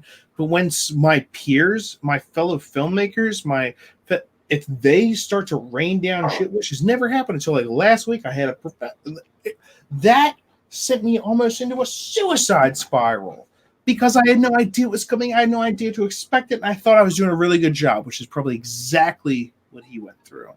And look at this. Worst new star of the decade. Oh, really? It's all the fans, was it? So like I say down here, this is one of my memes. Remember, kids, the morally pure in Hollywood are here to remind you that you are garbage to your people who are full of hate. You should be ashamed of yourselves. It's a hate crime to make a meme, but to humiliate and ridicule someone on international television on a personal and professional level is just good fun, right? To single out and crush someone in front of their peers is proper criticism for these people, right? Fucking hypocrites, right? And then they blame us because he was suicidal. That's not true at all. He was probably suicidal for the reasons you were just speaking about. No, absolutely and exactly. And that same exact kind of thing goes for almost anyone. Like anyone who's in the, especially now where Star Wars is, because they try to be like, this person quit social media, this person quit that. I'm like, did they still have millions of dollars from their acting career? The thing, oh my God, how that must have, you know. And so there's that aspect. I was like, what if your words really hurt them? And I was like, then I bet they wouldn't do the next episode, and they'd come out and say, I'm not doing this because of the fans, and then maybe we'd have something to say. But they've never ever said that, and because that's not true. Yeah. So don't try get me to believe it, and don't try to get me to come to your movie because I won't do it. I will not see The Return of Skywalker other than at some point later just to admire the way that this magnificent spiraling train crash has come to its. I want to see it. I want to see it in the theater just because I've seen all the rest of them in the theater, except for Solo. I didn't catch that one in the theater. So your reason for seeing it in the theater is because you see it in the theater, but you didn't see Solo in the theater, so that's not. Yeah. Well, I didn't have the opportunity. Star Wars fatigue. I understand. It's all. We're just tired of Star Wars. I'm still contemplating. Doing it Redbox style. You know, just so I can say I've seen Yeah, every that's single Star Wars movie. exactly. I'll watch it. But the thing is, with episode 9, and this tactic has become more difficult in recent history because a lot of theaters no longer put like the little the little rectangular movie poster thingy, like on the auditorium signs, so it's kind of hard to theater hop. It's on the hard. I On the usually mark. they're making it harder to just buy a ticket for one thing and go to another. Mhm. I mean, yeah. But if at all possible, I'm gonna try and stand close enough to the counter to hear somebody be like, yeah, 2 tickets to the Rise of Skywalker, please. And then put my super hearing on and hear the counter person say auditorium 5, and then I'll walk up and I'll be like, I need a ticket to Cats, please. But Cats. and then just happen to walk into a different auditorium. Oops. Whoops. Yeah. It's I mean, Allegedly, I cannot confirm nor deny those tactics. I would never, and in a court of law, I would say unilaterally that this is all inadmissible, except for what we're about to say here about the next things that we're going to talk about. Not about that, this next stuff. Anyway, wow. Yeah. Look at how hatefully they lash out because it's I don't like The Last Jedi. Saying that is enough for someone to be like, well, then you must be. If you say you do like The Last Jedi, I don't automatically assume that you're my enemy. I'm just waiting to hear the reasons why. And then when you fail to support them in one way or another, or you do support them, then I'll be like, oh, okay, I kind of get that as your reason. There are people, again, that I'm friends with that like The Last Jedi, and I'm fine with them. It's the people that then start attacking me, like, oh, you don't like The Last Jedi? Well, you're a piece of shit. Hey, oh, you don't like it? Oh, well, you must be one of these. You don't like that? Yeah. You like The Last Jedi? Well, I don't hate you. I might think you're a little retarded, but I don't that alone doesn't. That opinion, one opinion on one movie does not my opinion make of you. Okay? Why it does for you astounds me. I'm going to try and learn a little more if I can, but my goodness, you blocked me before I even get the chance to talk to you about this. The thing is, these people, right? They're supposed to be. It's the same thing as Darth Vader. It's the most ironic thing I've ever seen in my life. If you're an SJW, all you are, or someone like that, all you are is Vader. You're under the mask. Rah! I'm relentlessly defending this thing because if I'm wrong, then I'd have to admit that I'm wrong, and that's the one thing I won't do. Well, the thing is, they're supposed to be, all inclusive and all this stuff, right? They're supposed to be. Well, no, that's the tagline. And the thing is, that's what they exploit. Okay, that's not what they actually are. That's their talking point. It's not reality. That's what they focus on, as opposed to, hey, well, they're just talking about story. They don't care about actual, real human lives here and now. They're talking about Star Wars like it's something that we can just tell a story about. We're trying to represent the people here and now.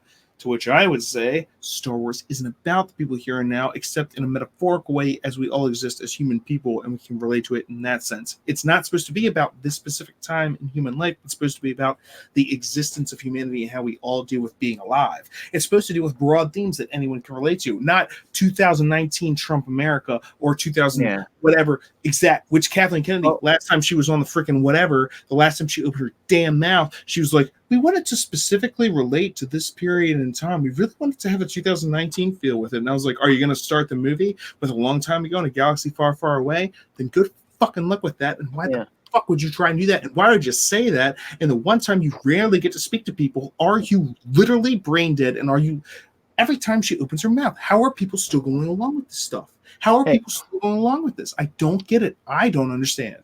Well, the best thing to do for a stupid is to give it a platform, because then it's obvious. Can I have a platform? Right? I'd love one.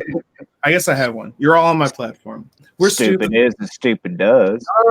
No. What I mean by that is, like, we'll take something like the English Defence League in England a few years back.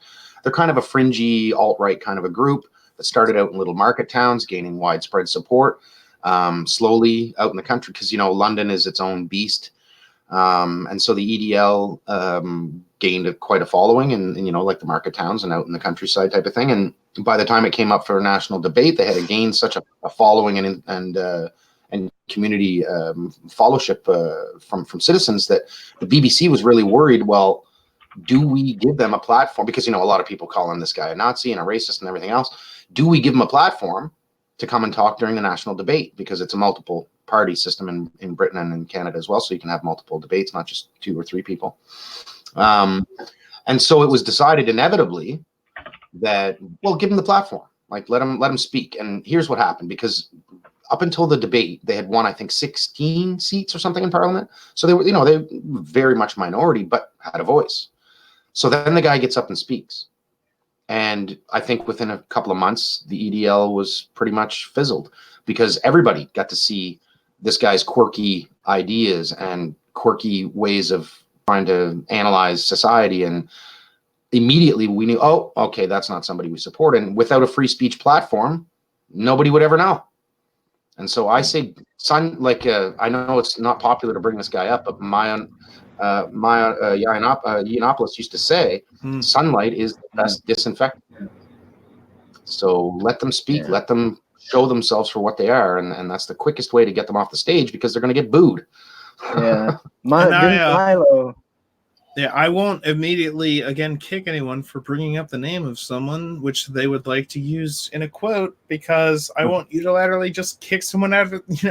You would quote him, get him out of here. Like, you have to be able to at least discuss things so you can, at the very least, figure out what's wrong with the things we're talking about. If we throw that, we're not going to talk about that, then you are again Vadering. There is no conflict. No, you're just choosing to ignore it and think that you're supremely right. Well, I'm going to get going soon, but I want to share one more little piece of the project with you guys. You can consider yourself lucky, Vase. You're the first guy to get to showcase some of our work. I consider myself very lucky, and I thank you. And thank you for giving me the opportunity, obviously, for popping that into our chat there. That was awesome. Thanks. So I'll just read the last little part of Mark Hamill's chapter, because I think more toxic group. Yeah, exactly. And it reflects actually a lot about a whole bunch of different things that we've been talking about tonight, Base. So it's for me, for my closer, it's actually kind of tying everything together. So these stories are meant to inspire hope and wonder in the darkest of times. The Star Wars universe was built to engage imagination and create introspective thoughts built on a hero's journey. Disney Lucasfilm uses the franchise only as a plaything used to troll fans, to cause and perpetuate further outrage and buzz. They are incapable of telling real stories. The only power they wield now is the power of the outrage mob. The mistreatment of Mark Hamill and his legacy character is one of the primary causes of the malcontent and the outrage of fans everywhere. A large segment of the community later came to believe, after events had run their course, that in some of the interviews and coverage leading up to the release of The Last Jedi, perhaps Mark had tried to warn the fans. Maybe he tried to give a friendly heads up to Star Wars fans that he knew would be very upset, disappointed, and even crushed by what Disney Lucasfilm and Rian Johnson had done with Star Wars. Being under contract, we will perhaps never know what Mark's real feelings on the matter. No matter what the truth may be, the Phantom Menace remembers Luke Skywalker in the way Mark first gave life to this, our greatest hero, and the Phantom Menace stands behind Mark Hamill always. That is absolutely fantastic. I want to say that's how we're ending this stream with that, and to look forward to Stephen Wayne Art. That's who you should look for on Twitter. But also, Mike, thank you for sharing that with us. And Stephen J. Walton Jr. is my co-author. Stephen J. Walton. Phantom Menace. Yeah. My apologies. Yeah. No worries. With my Stevens. There's many Stevens, there's many Stephanies. It's no one's fault. It's the Stephanies and Stevens' fault. I thank you for correcting me, and I thank you for sharing this with all of us. And I look forward to purchasing this. This is something, again, that I would pay money for. I would want to see the whole story on this. I'm looking forward to this more than I'm looking forward to the new movie.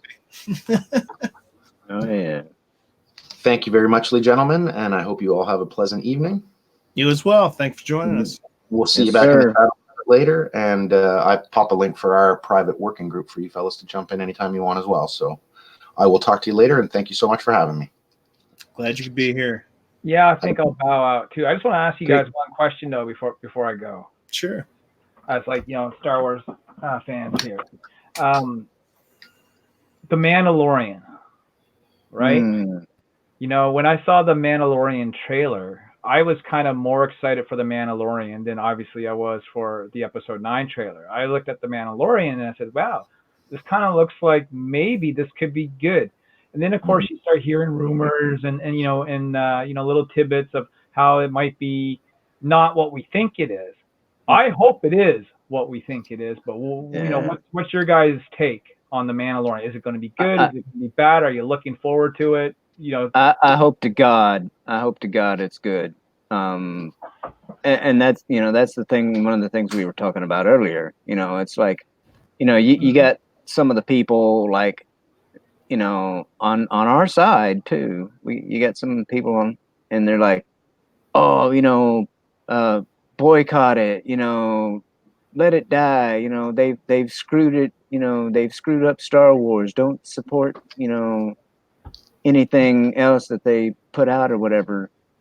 But that's the thing though. It's like, I've been a Star Wars fan since 1977, I mean, and I don't want it to die, so I want shows like The Mandalorian to be good and successful.